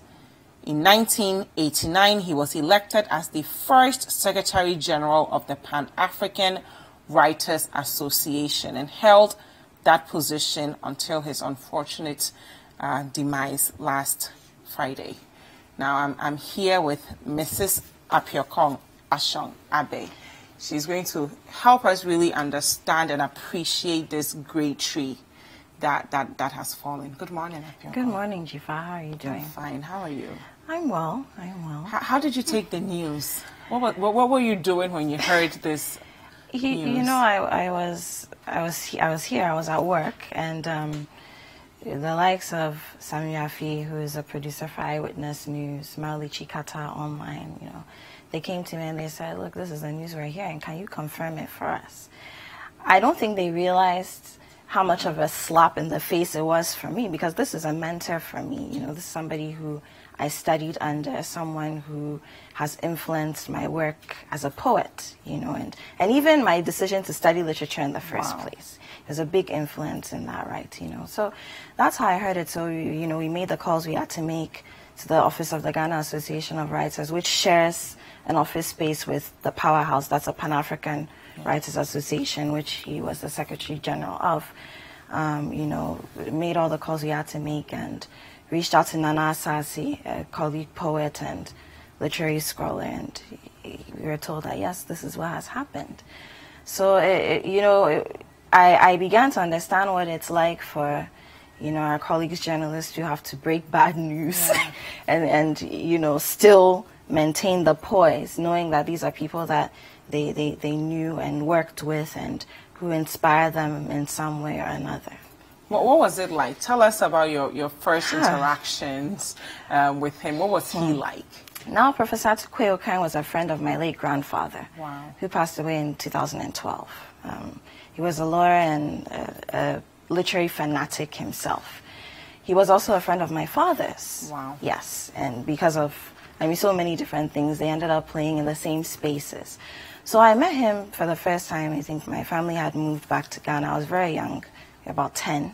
And I had met him at a family gathering. But of course, then I wasn't really thinking of him as a literary giant. Just a man. Exactly. Now, fast forward, when I was in high school, I was doing my international baccalaureate diploma, and I did English at higher level. And anybody who understands the diploma, the international baccalaureate diploma, knows that when you talk about English at higher level, you're talking about literature almost at the university level, really, because you're learning how to dig into text, analyze, write proper literary critiques. So he had come to my school, to my international school, and we got to interact with him in a seminar class. It wasn't just him. There was also Professor Kofi Anidoho, the late Professor Kofi Awuno, you know, and it was amazing because these are people I had been reading about in our African literature class. We were reading about Achebe, about Shoyinka, about Oshundere of Nigeria, of course, Ayikwei of Ghana again, and then Professor Atukwei Okai, who is credited with being Ghana's and possibly Africa's very first performance poet, post-colonialism, was in my school. So it was a great experience. Now, I mean, here I go off. I started studying economics, came back to Ghana. I was doing a study abroad, and then, you know what, I ended up in English classrooms at the University of Ghana. And again, I get to meet this man. Again, I think I've been very privileged on my journey as far as literature is concerned. Got to be lectured by Professor Kofi Anidoho, Professor Amataiju. I got to attend so many of her seminars, and then Professor Atukwei Okai. So this is when I really got to meet him as a young and rising poet and literary fanatic. You know, then 2012, I met him at my grandfather's funeral. He asked me, he says, by then I had graduated. He says, oh, I hope you're still writing. And I said, yes, I am. He says, come see me in the office. So I go to his office at Powerhouse, and that's really how the professional literary relationship began. I mean, he would read my work, encourage me to go for all these workshops. In the last 3 years, the ambassador of Colombia to Ghana has taken a very keen interest in our literary space, because Colombia is all about literature. And Professor Atukwei Okai, and then, of course, Honorable Jifa Gomashi, been very instrumental in facilitating that, you know, that liaison. And so we'd go for these literary cafes on Thursday evenings, and he'd say, go and read your work. The world has to hear your work. And initially, I wasn't too sure what he would think about the way I write, because I have a very contemporary style. I do have a lot of Pan-African elements in my work, but nothing compared to what Professor Atukwei Okai would write. And, you know, I don't really have a lot of African palette in my work, even though I write in English. Sorry, I write in English, and sometimes you can see some of the influences of Ghanaian culture and whatnot. So I wasn't sure how he would take my work, but he always thought it was brilliant. So he's been a great mentor, and you know, in literature, in our literature space, we have people who we call the sages. Now, a sage, I mean, plain English, is someone who is very knowledgeable in a certain area, somebody who connotes wisdom and power and authority, somebody who is more or less an authority in their field. And Professor Atukwei Okai, of course, is one of the sages of Ghanaian and African literature. And so I don't think people really understand, you know, many people don't really understand the loss. I mean, the former President Mahama himself has said we've lost a genius. Yeah. You know, and his work was translated in different languages. Tons Russian. of languages. Yes, because so when he did his studies in Russia, he had gone on scholarship from Kwame Nkrumah's government. Wow. Yes, and I mean, if you had ever had a chance to have a conversation with him, he would have told you that when he came back in 1967 after having received his degree in literature, he came to a space, and mind you, this is a year after the coup. Yeah. So Kwame Nkrumah's government, which had sponsored his education as well as the education of many young people, were not in power anymore. So they came and they were being looked at as political stooges, spies, people who were pushing the agenda of socialism because they had studied in Eastern Europe.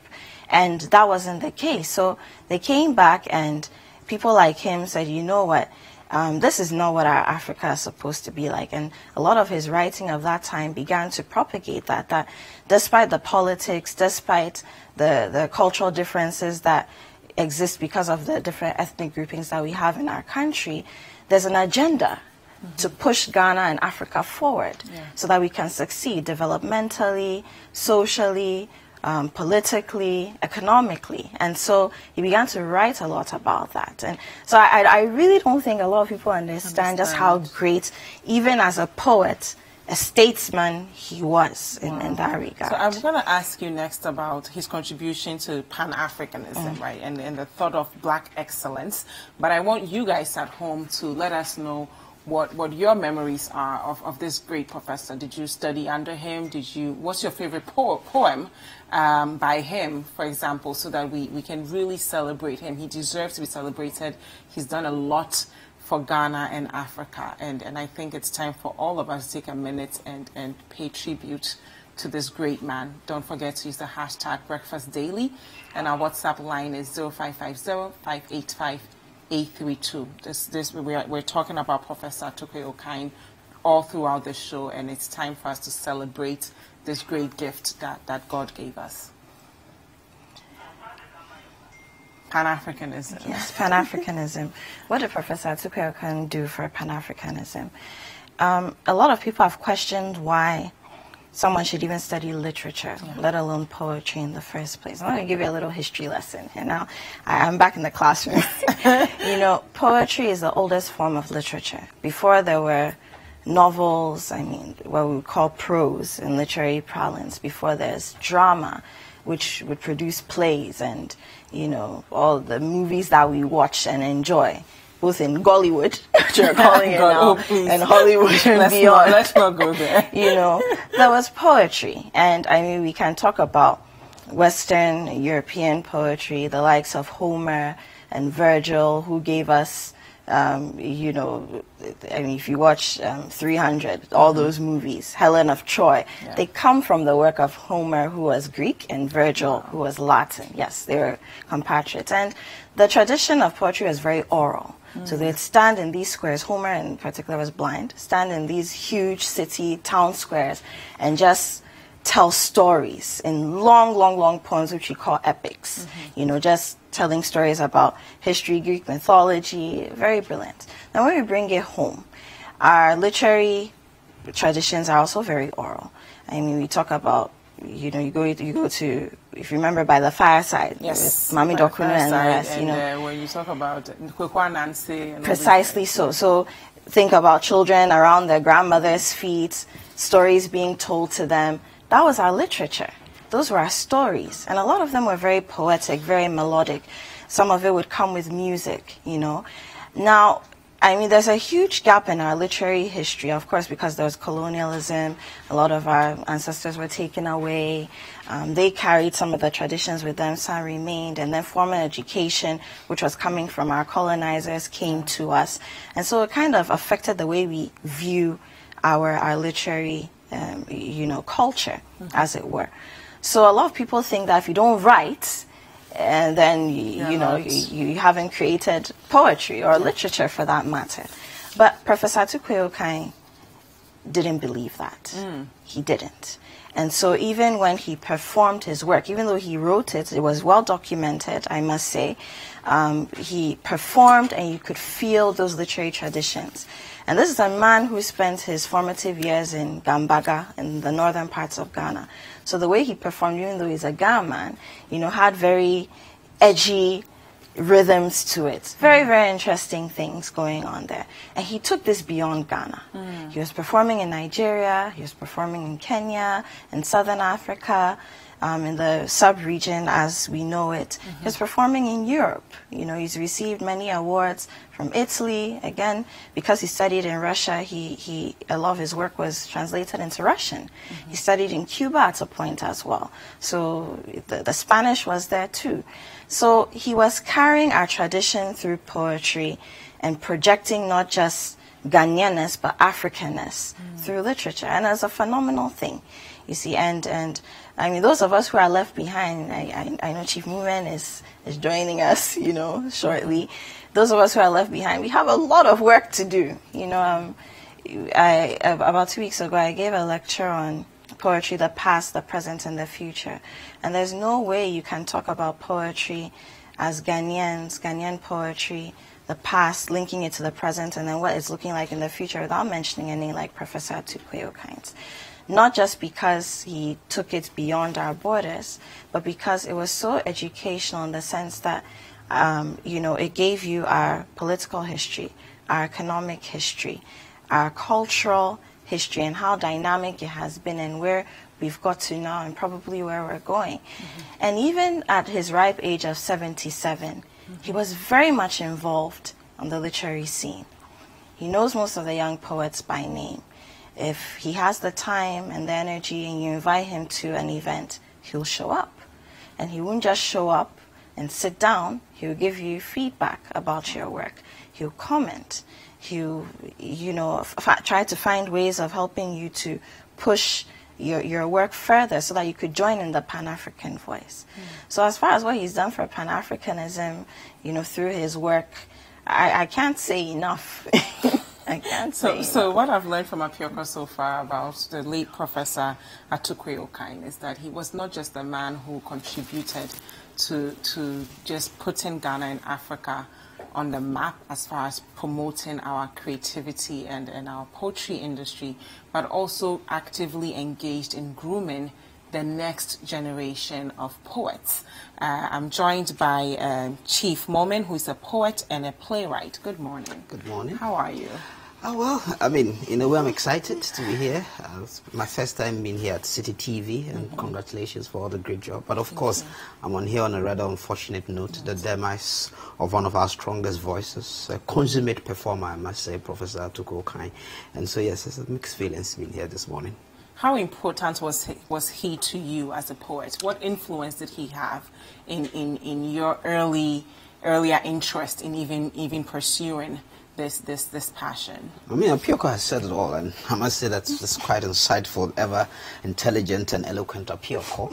I mean, for those of us who consider ourselves as performers, you know, these days there's a whole thing about spoken word, and we're all over the place, you know, on the media, on social media. But I mean, before the Nanasas and the Apiorkors and the Chief Moomens and the Oswalds, there were the Atukwei Okais and the Awonos and the Anitahos, and these are people who have carried, well, our songs, if you like, but our poetry, our tradition, our heritage through words over the years. So they have been doing it for a very long time, and they have gotten a lot of experience, and in a lot of ways they paved the path for all of us. Some people think that probably because the concept of spoken word is a very American concept, you know, it evolved from the civil rights movement in the United States. Some people might actually think that that's where we draw influences from. But from people like us, you know, from people like myself and us, and Apiorkor, I mean, we draw influences from these traditional people who have evolved with our heritage, people like Professor Atukwei Okai and people like Professor Awono, right? So for us, it is like a giant in our industry that has fallen. It's an icon in our industry that has fallen. I remember when some of us started poetry, because we were I mean, more or less like searching for authenticity. We didn't want to sound Americanized or, you know, Europeanized. We wanted something that would identify us as Ghanaians and Africans. These were the people that we were listening to. These were the poems that we were familiar with. And you realize that some of our themes and our styles are more or less like revolving around. And for Professor Atukwei Okai particularly, and Apiorkor has mentioned that he lived his early years in the northern part of Ghana, in Gambaga. And so there are some of his poetries that draw from the northern oral tradition. So some of the songs that he even sings in his poems, for example, and even some of the words he says. And for someone like me who hails from the north and who tries to, in a way, appropriate northern culture in my work, I mean, I have found moments of similarities. I mean, there's this popular chant that I usually use when I'm performing. Kuriye, kuriye, kurijanjang, kurina pogoba, kurijanjang, kuriye, kuriye, kurijanjang. That is something that Prof used to do, you know, used in his work and all of that. And so for us, it is a great man who has fallen. But in a way, I have a sense of fulfillment on his behalf. This is not someone who has not lived a full life. 77, he's been there, he's done it all, he's given his all, and until his last breath. And before we end, there's going to be, I will just read an excerpt of one of his poems. Until his last breath, he was still active. Whenever he saw me, he called me Alaji. I don't know if it's because of my heart. So I am in a way glad for him. I think that he has played his part on this stage of life very well, and we'll remember him fondly. What were some of your most fond memories of him personally? I think that for me, I call him the consummate performer. I mean, if you ever watched Prof perform, I mean, he was one of those who revived the art of performance. I know that a lot of our, you know, poets like Awona and Anyido, they all come from the same idea of using our oral tradition and bringing it onto the mainstream. But Atukwei Okai was one of those forceful performers who he was a man of sound. Let me put it that way. When you listen to when you even read his works, but of course, you can never have the full complement until you listen to him, right? You know, the force of the language and how he tried to use English language in such a way as it mimicked his own traditional language, and I mean, as how he tried to more or less like bend the English language to suit his local dialect, for me, was amazing. So for me, I just call him the consummate performer. He's like a force of energy. He's like a tornado, a volcano erupting in words, and I'm ever delighted. And he was a very fun personality. If he saw you, he would talk with you, he would joke with you, and he was quite down to earth. But of course, he was also a very stern man, and you know, a man of discipline and purpose. And for me, those are some of my fond memories. Of course, he always calling me Alaji, even though I'm far away from being that. Now, Apiorkor, what would you like us to think of when we hear his name, right? What should his life embody for us? I want you to think through that while I come back to you. What legacy do you think Professor Okai created for the next generation, right? Yeah. So if people like him did not exist, how difficult would it have been for you guys to come into the scene right now? So what legacy did he leave, and what's the way forward for well, I think that thank you. It would be a legacy of authenticity. If we didn't have these examples, probably would all be trying to sound like Americans and Europeans, and in that way we are losing ourselves and our identities. So Professor Atukwei Okai was one of those who emphasized us being real to ourselves, us understanding who we are, us being conscious of our artistry, because art is not just about representation, it's also about aspirations, right? Trying to drive us towards a particular mindset and view. And for me, I think that those are some of the things that we would hold him fondly for.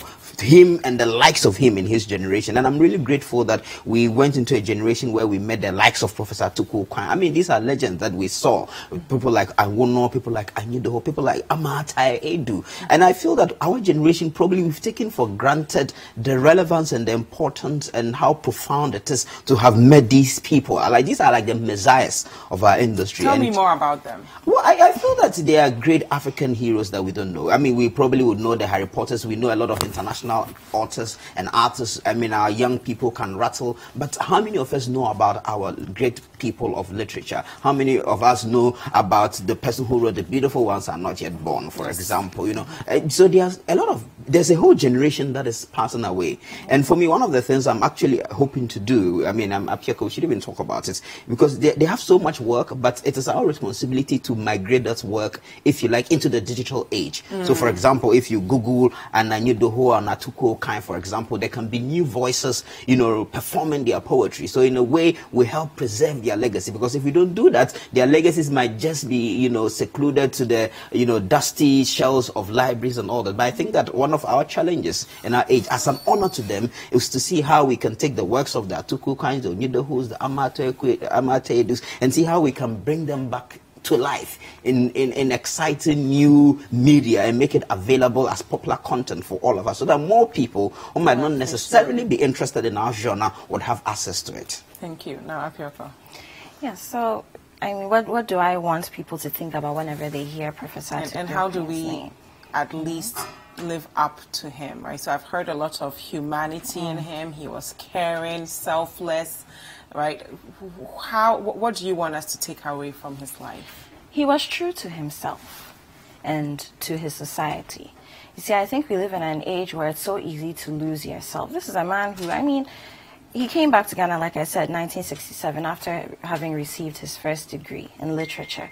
This is a time when young people, I mean, it was either you're a politician or a lawyer or something that would put you in the limelight and make you some money. And we're experiencing that wave today as well.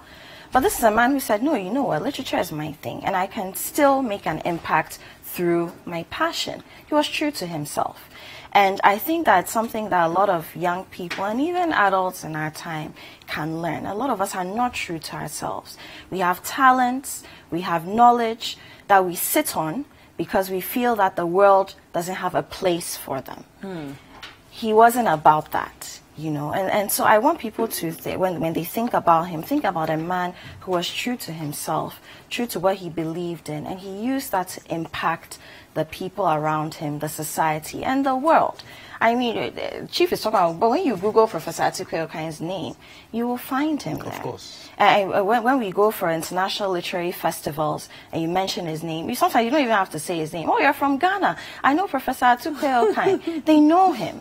Not because of the man himself, but because his work traveled all over the world, you know, and spoke on our behalf as Ghanaians and as Africans. And I think it's something that we should all, you know, aspire to do things in our own little corners, so that our light shines so bright that the world can see and feel us, you know. And it's not just about writing poetry, you know. It wasn't just about that for him, writing poetry because he's a poet, no. But commenting on serious issues of his time. Some of those issues might have been political, and he was very satirical in the way he wrote, very controversial sometimes. Some of those issues might have been cultural, critiquing the things that are happening in our traditional spaces. And sometimes it was something like love that we all experience. There's a poem that he wrote about, he says, a girl he met in Russia who broke his heart. He kept waiting for her, and she never came he said, I gave you my Tuesdays, I gave you my mornings, you know, things like that. We all relate to We can all relate to that, you know. And so I think that in everything that we do, we should aim for the bigger picture. Even though you start small and you scale up, aim for the bigger picture and impact where you can, you know. And believe me, poetry and literature are amazing ways of documenting our political and socio-economic history. You see, we don't have a lot of historians who document these things. But when you go back to the literature, especially the post-colonial literature, and it's one of the things that made me so excited about studying literature, that's where you find our history. It's not in some history textbook somewhere. It's in the literature. And I just want people to know that anytime they think about Professor Atukwei Okai's name, they should know that he was one of the people who helped to document that history by being true to himself, true to his art, and he did it through poetry. Thank you. Thank you so much. Now, Chief Moomen, my last question to you. I know you are one of the biggest voices in the Ghanaian creative industry and the debt that the country owes to really nurturing the talent that we have? Apiorkor mentioned earlier that in Kumah gave Professor Okai an opportunity to go study abroad. He came back to the country, and in his own way and his life, he contributed to the development of this nation. I mean, I'm speaking to both of you here, two talented individuals.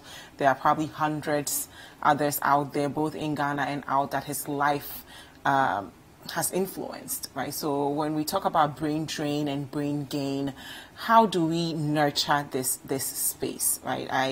I was fortunate enough to learn about Amataidu and this Mariama Ba, Sembe, and all these guys, because I didn't go to school in Ghana, right? But as young person who went to school in Ghana does not even have access to some of these things that we are mentioning, right? You mentioned the digitalization of their work. What's the way forward? How do we also preserve their legacies? Because for most of us, Ghanaian history is taught, we are told our history by politicians, right? And sometimes you have to take it with a grain of salt, because, you know, so to have a poet, like Apiorkor is saying, tell us about our history is kind of a safe, objective view. How do we preserve this wealth that we have? I mean, a nation is always made up of the hard and the soft. So the hard is your infrastructure and all of the stuff, your roads, your hospitals. But it's the softs that actually defines the essence of who a people are. Your beliefs, your attitudes, your culture. And these things are socially engineered. So we ask ourselves, what kind of Ghanaian do we want to create? What kind of Ghanaian identity or Ghanaian brand do you want to create? And it is most often than not through the arts, through the creative industry, that you are able to transform the mindsets and the thinking of people. And we know that no matter what we do, I mean, Otabil gave this example that if you take all of us Ghanaians to probably some European country and bring the Europeans here, I mean, the tide will change, and Ghana will be like Europe and Europe will be like Ghana, right? It's all because of the mindsets and the attitudes. So we cannot underestimate the role of the art and the role of the creative industry in molding the mindset and identities of who we are. That's why I always say that artists, we are the last conscience, or we are the last, guard. And if artists fail, then everything is lost to hope. So people like Professor Atukwei Okai and people like ourselves have an important role to play, first of all, in elevating, I say as an artist, the consciousness and the confidence of Africans and Ghanaians. When you go through 300 years of slavery, when you go through 200 years of colonialism, whether you like it or not, there is something that is broken about the Ghanaian and African spirit, that until we're able to reconnect ourselves to our past and to our identities, we might find ourselves, on the wrong track. And a big example is, for example, the bleaching industry, right? Why will people spend billions of dollars to buy creams to tone their skin so that they are lighter? It's because we have bought into the idea that the fairer, the better. So this is churning out $1 billion industry. And that is because we are disconnected with ourselves and our identities. If we understood that this was a campaign that was used to denigrate the Africans so that we can be dominated, if we begin to reclaim ourselves, then the idea of bleaching your skin and probably the associated ideas of other Western forms of beauty that we have bought into, we can begin to, challenge those narratives, and we can begin to reform ourselves. So as a music video producer, right, if you take a body of your works, are all your leading personalities there of a fairer skin? As an advertiser creating creative content, when you take a body of your work, are all your leading models of the fairer skin? If that is the trend, then you know that you are either you're a victim of that colonial mindset, and you are perpetrating the narratives that is holding us back. So as artists, it is our responsibility, almost, in fact, not almost, a sacred responsibility to eliminate the mindset and the consciousness of our people. Now, we know that we have a country that makes it challenging for artists to thrive, because we don't accord art the seriousness. We say, oh, yeah, just some entertainment, but so we underestimate the role of the art. So we have African artists or Ghanaian artists must work extra hard to make sure that we produce our works, and we must draw inspiration, because the likes of Atukwei Okai, and she said it, when Atukwei Okai came back from Russia, because of the politics, people felt that they were there to propagate socialist ideology, so he found it hard. But they kept on struggling, they kept on writing, and one of the things that I'm so proud about is that our writers have always been fearless. Our writers have never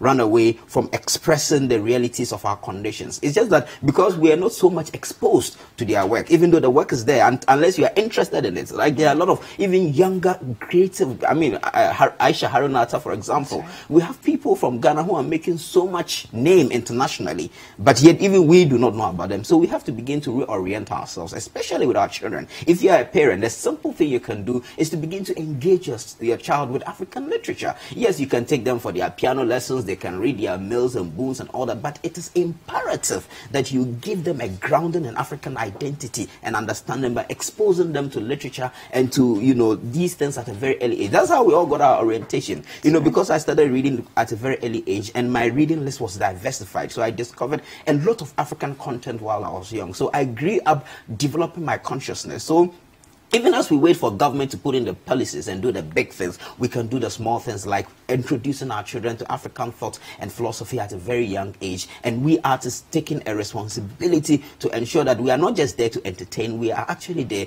to elevate the mindset and consciousness for our people, so that once we are able to build strong identities, we can embark on our national development agenda and make some meaningful strides. Thank you so much. Last words, Apiorkor. Yeah, and I know you're both going to perform. Chief Moomen is going to perform. I'm just going to read something from Prof's work. I think Chief has said it all, but I want to encourage young people to, you know, tap into this huge repertoire of work, not just from Professor Atukwei Okai, but yes, from Professor Anidoho, and they still write, you know. So contrary to what people think, that, oh, their work is old and outdated and unrelatable, it's not true. It's very relevant. They still write. They're still publishing, you know. Tap into some of that. Where can we find their work? The bookshops, I mean, the Legon bookshop on campus is there. There's Vidya as well. And even when you Google, like you said, internationally, if you study abroad, you're exposed to some of these things, unfortunately. You know, and there's so many issues with our publishing industry. Maybe we'll get into those conversations another day. But their work is accessible. The likes of Ayikwe, if you're going to read, don't just stick to the beautiful ones and not yet born. There's Fragments, there's 2000 Seasons, there's Kemet. I mean, a wealth of work. Let's, like Chief said, get our kids to be interested in these things, because like I said, that's where the history is. And the people who don't know their history, there's no way you can forge forward. I mean, we keep making the same mistakes. We talk about flooding. We say it happened in the 40s, in the 60s. We're still experiencing it. A lot of people don't know that. What we're experiencing today, whenever it rains after 5 hours in Accra, was being experienced in the 60s. If you don't know your history, you cannot put in place structures to correct the mistakes of the past so that you can move forward in grace and prosperity. So let's expose our children to some of these things. If you don't know, you come and look for me and I'll direct you to it. Don't just let your kids be fortunate enough to have studied. Yes, as well. You know, don't just let your children be fortunate enough to have studied English and literature and whatnot as scholars like Chief and I did. So before you find these things, let them understand that it's a part of their culture, just as, you know, a homowa or a hobechuchu or any of those things. You know, take a break from the movies and the ice cream every Saturday once in a while and sit down and read with your kids and read works that have been produced by Ghanaians like Professor Atukwei Okai and the other sages. Thank you both so much. We will go for a quick break and then we will enjoy some performances by Chief Moomen. Do not go anywhere. We'll be right back.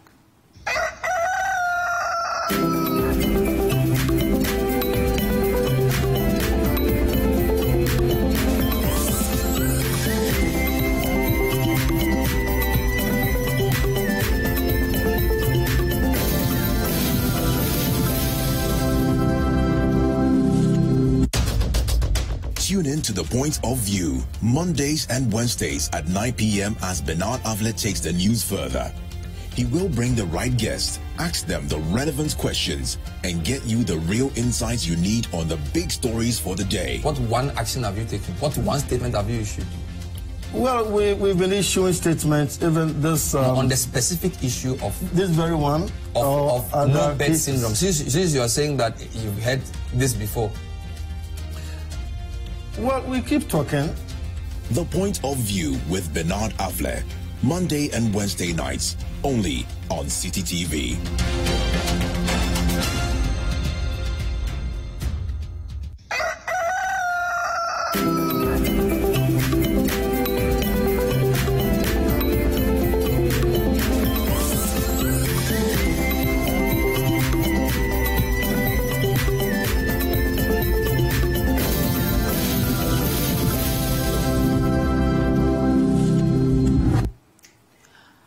Across the time zones of the soul at the center of the earth, a poem by Professor Atukwei Okai for Ghana's World Cup participation in 2010.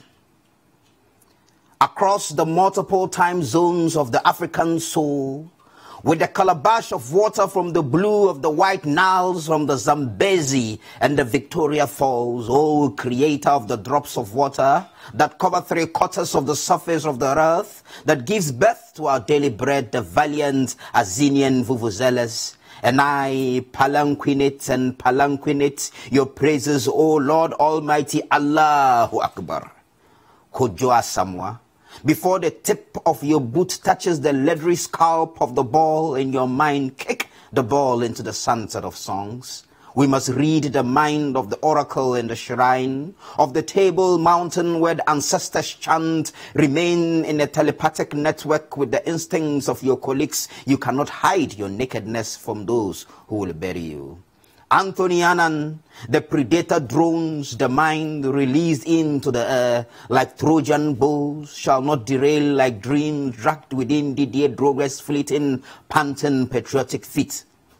We sent you forth as lions to roar at the top of your voice, from the tip of your toes onto the ears of mankind, as Samoa Jan. Shut your eyes, and through your eyelids perceive the pyramids of the soul, parading daydreams of the heroic across the plateau of the passionate leopard possessors. Oh, as Samoajan jumping the unbelievable guns you detonate in your kangarooian flight, the feverish fears of doubts bedeviled fan as Samoajan. Richard Kingston, when our God blows his whistle into the 4 ears of the Chowani Guatan skies of Mandela land, you must, within your hyena limbs, take a stand. Within your rich and keenly rich Richard Kingston, be dominant in your resolve. Be dominant in your domain. Recall the ancestral mantra, you cannot shave a man's head in his absence. If you tear a ligament, do not wait for any liniment. If you pull a muzzle, do not slack in your hustle. Continue to die a little until you hear the referee's whistle. Your soul has several time zones. Your mind and lips are digitized at the center of the earth, within the oceanic waters of Ghana's Tema, where the Greenwich Meridian embraces the equator at a point of common level. Across the multiple time zones of the African soul, with an ancestral libational calabash of kola nuts and cowries, from the foam-seduced beaches of Madagascar, Cape Town, West Casablanca, oh, mighty molder of the universe, and the Greenwich Meridian tightened like a single braces for the trousers of the earth, oh, crafty creator of the universe and the equator, belt in the earth, oh, creator of the generous sunlight which empowers the seed in the soil and emboldens the embryo in the woman's whom the zealous African vuvuzelas and I palanquinate your praises, O Lord Almighty, Allahu Akbar. Wow.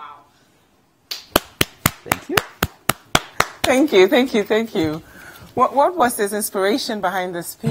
Yeah, if you actually read the piece, it's quite an exciting piece. And so this was just an excerpt. This isn't the whole thing. Well, about a 60% excerpt, of the whole poem. But it was a powerful poem he did. The first time I heard it was actually when we qualified to the 2010 World Cup. And actually, when we went to the Cup and we did very well, and he wrote some beautiful poetry. And Bernard called him on the City Breakfast Show, and he did this poem. It was so powerful. I mean, I couldn't have done half of justice to the poem. But I was really looking at the players playing with their names and their identities and where they come from, and using that to inspire them. But it's an inspirational poem. It's a poem that is calling them to action. But football is not just the game. It's also about the pride of a nation. So you can even, interpret this beyond the fact that he was calling on them to rise up, but calling on all of us, really, because life is a game and we have to constantly keep on trying and fighting. And if you have time to read a poem and you see how the metaphors that he uses, the allusions that he makes, it's quite so this is an example of how rich his poetry is, but also how it was performance in nature,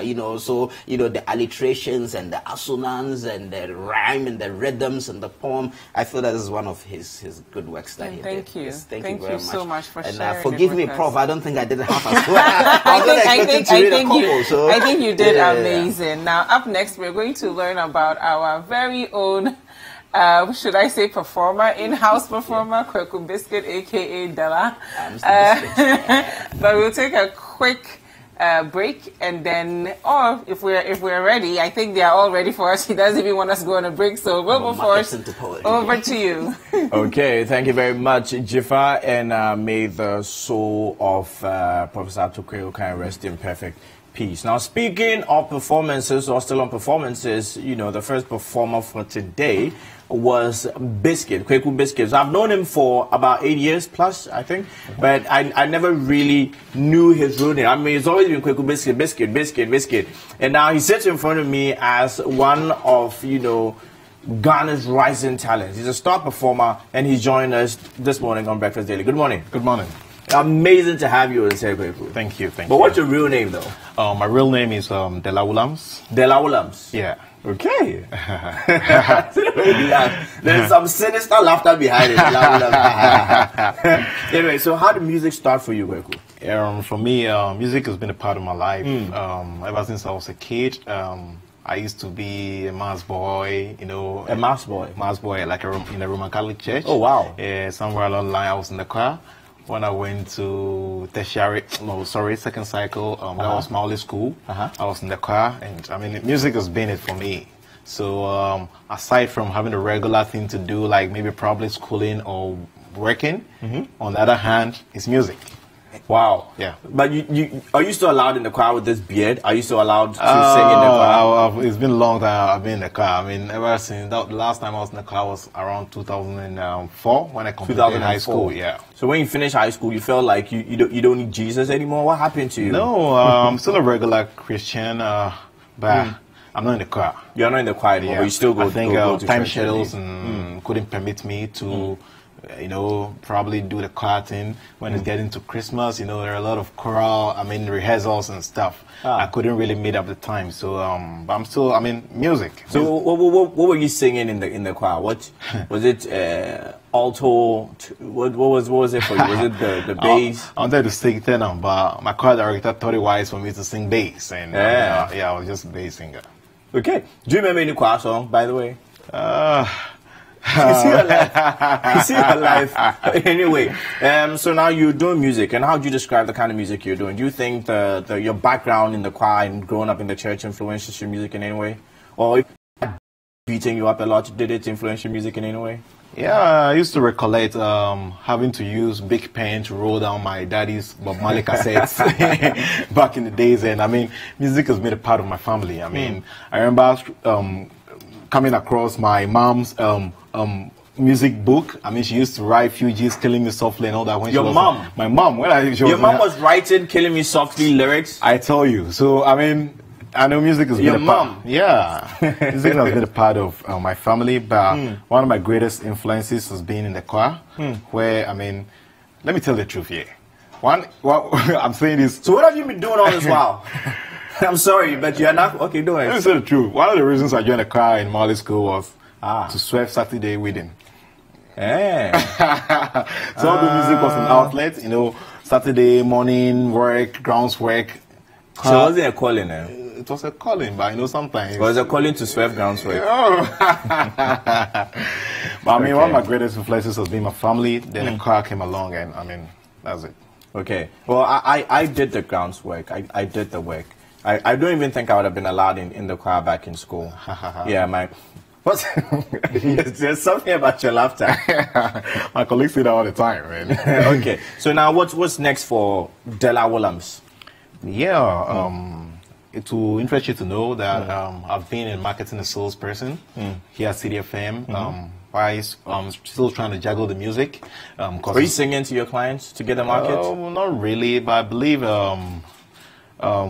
sales and marketing is a relationship building job. Your influence in other people's lives is very important and very key for you to build a solid relationship with your clients. So most of them who know me as Kweku Biscuit are very delighted, and that you are not tied down to one. You are multi-talented. When they see you in the suit and tie, the office, and the next minute you are performing in a show somewhere looking like something else, then they are like, hey, Charlie, this guy.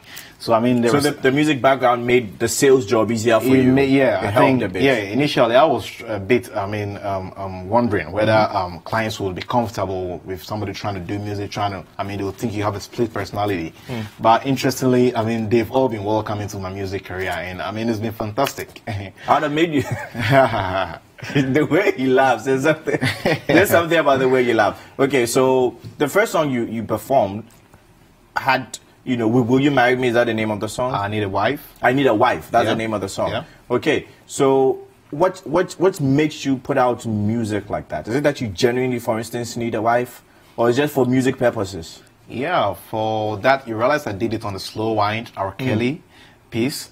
I was just playing music in my car, and I mean, sometimes you get melodies popping up in your head, no matter where you are. You could be in a church or somewhere, then Charlie, some melody pops up in your head, and you have to quickly take your phone, do a recording, and people probably staring at you, this guy, is he okay?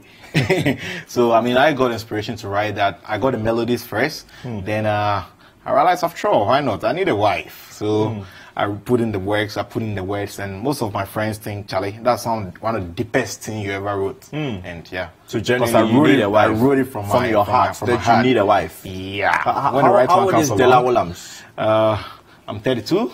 And you need a wife. I need a wife. Shall I grow? Okay, so I'm tired of eating those who call me. For soap soup or yes, it has to be homemade. Okay, so Dela is saying at this point that he needs a wife, and so all the young ladies out there. So he's 32. That means let's say 7 plus 7 minus 4 plus and 7 minus is a calculation many young men do at this point. So 4 plus means that 36, 35, 34, 33 are within his circle, and the 7 minus, you can do the calculation, so 25 and above, I think is fine for Dela. I've given you a criteria. Is that a fair criteria? That's fine with me. Any preference? Nah, God appoints. God appoints? Yeah. And you disappointed God by leaving the choir? No, I didn't. I'm still a staunch, Catholic. It happens. Okay, so what's the next big thing for you? It's what I'm trying to find out exactly. What's the next big thing for you? You've moved on from many places in your life. Now you're going to pursue music full time, or what's next for you, Dela? Yeah, as it stands now, traveling out of the country because school is also a very important part of my life, and after being here at CDFM for 5 years, I just thought it wise to probably get myself an MBA marketing. And when I have a master's certificate in marketing, I believe I'll be able to package myself more properly and more professionally. So you're going to do your master's outside? I'm going to do my master's outside. Okay, so you take your music to the world as well? Of course. Okay, because there were some indications. I mean, I saw on some websites that, Dela Williams, Kweku Biscuit is going on a world tour and the like. So we hope that, with this exposure, you're going to expose Ghana to the world. Yeah, of course. I mean, I've always been a fanatic of selling Ghana to the world. So you realize one of my brand attributes is wache. I'm a wache addict, and I believe wache is more like an authentic Ghanaian dish, which we can package and sell to the world. So when anybody thinks of Kweku Biscuit, what do you think of is wache? Come on, I have people sending me inbox messages every now and then. Charlie, I'm in Ghana. Where can I get the best wache? So you're a wache dealer as well. Okay, thank you very much, Kweku Biscuit. I'll take your final word. You perform before we go, right? Yeah. Yes. Okay. So I'll take your final word. How people can reach you, social media and the likes. Yeah, I want to thank everybody who's been supporting my music. from day one. And I thank you for being there. I thank God Almighty. If you want to hook up with me, just follow me on Instagram, Kweku Biscuit. Facebook, Kweku Biscuit. Twitter, Kweku Biscuit. Because, I'm the boy with the biscuit out of the district. Hey. Okay. We hear you. Okay, so final word. She's looking at you right now. I know I'm definitely going to get someone with this. I tried it on Kiddy. I tried it on quite a lot of people, but I still haven't gotten anyone. She's looking at you right now. Just mention her name and say thank you for your support. Hello, Mom. Thank you for your support, Mom.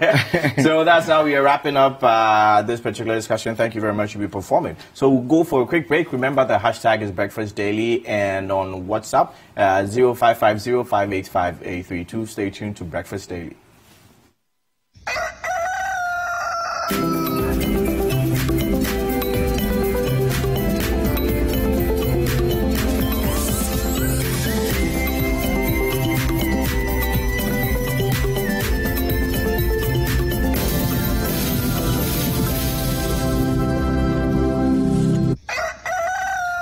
jealousy go shame. Against the bad boy, jealousy go shame. Whoa. What's up, guys? Your boy Kitty, and right now you are watching Breakfast Daily. Oh, Lord of mercy. Let's go.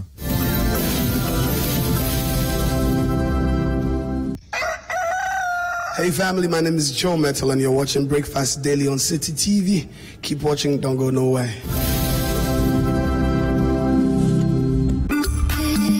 Spend 30 minutes every weekday catching up with all the trending social media conversations of the day. If you tweet it, we'll read it. We might just even Skype you. Just, no matter your situation, you can rise to the top. Absolutely. You really and can. It's interesting that he wrote this article on the 17th of June, and on the 18th of June, yesterday, he actually scored 2 goals in the Belgium World Cup meet. 30 minutes is all it takes, so use the hashtag 30minutes on social media to catch our attention. Join the most interactive social media TV show weekdays at 5 p.m. only on City TV.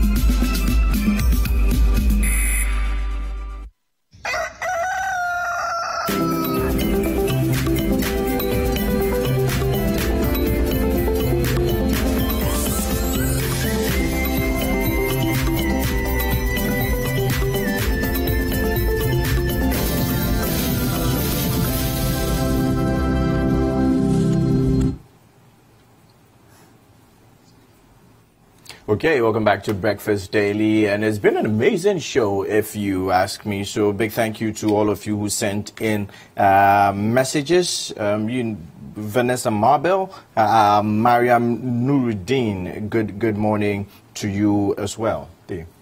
Yes. It's been a brilliant Monday morning. I'm excited to start my week off with you guys and to end it with you. We've started out well. Let's hope we go on and achieve everything we've set out to do this week. I'm personally looking forward to the opening of the UGMC. Yes, we I'm will all looking be forward there to that. this Thursday. We're looking forward or Wednesday, actually. to what's happening on Thursday. What the finance minister will say in respect of the mid-year budget review. Yes, but we leave you in the hands of the beautiful and talented Kweku Biscuit. We will see you worldwide. Same time tomorrow morning. Have a lovely and productive day.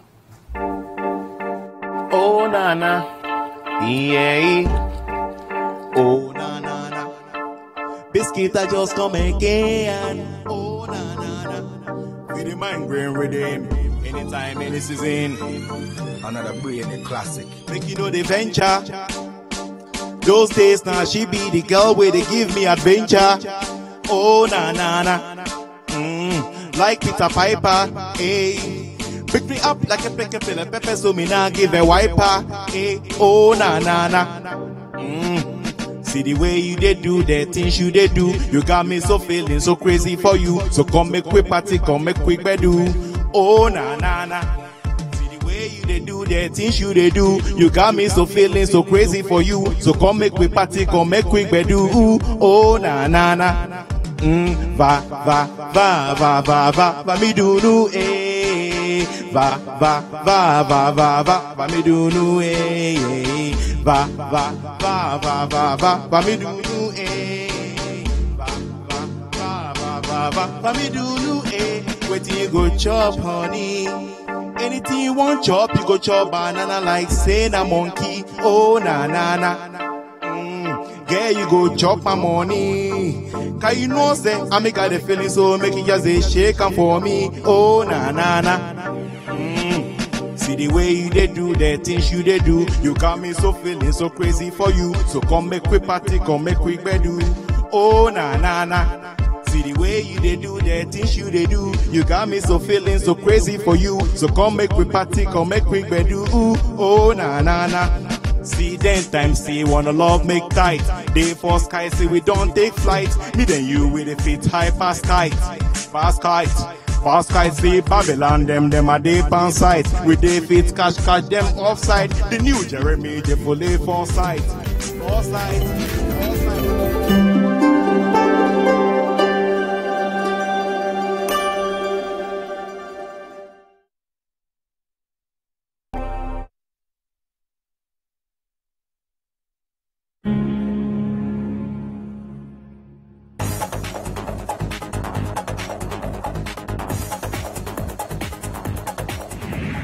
Eritrea's leader visits Ethiopia on Saturday in a historic thaw between former foes.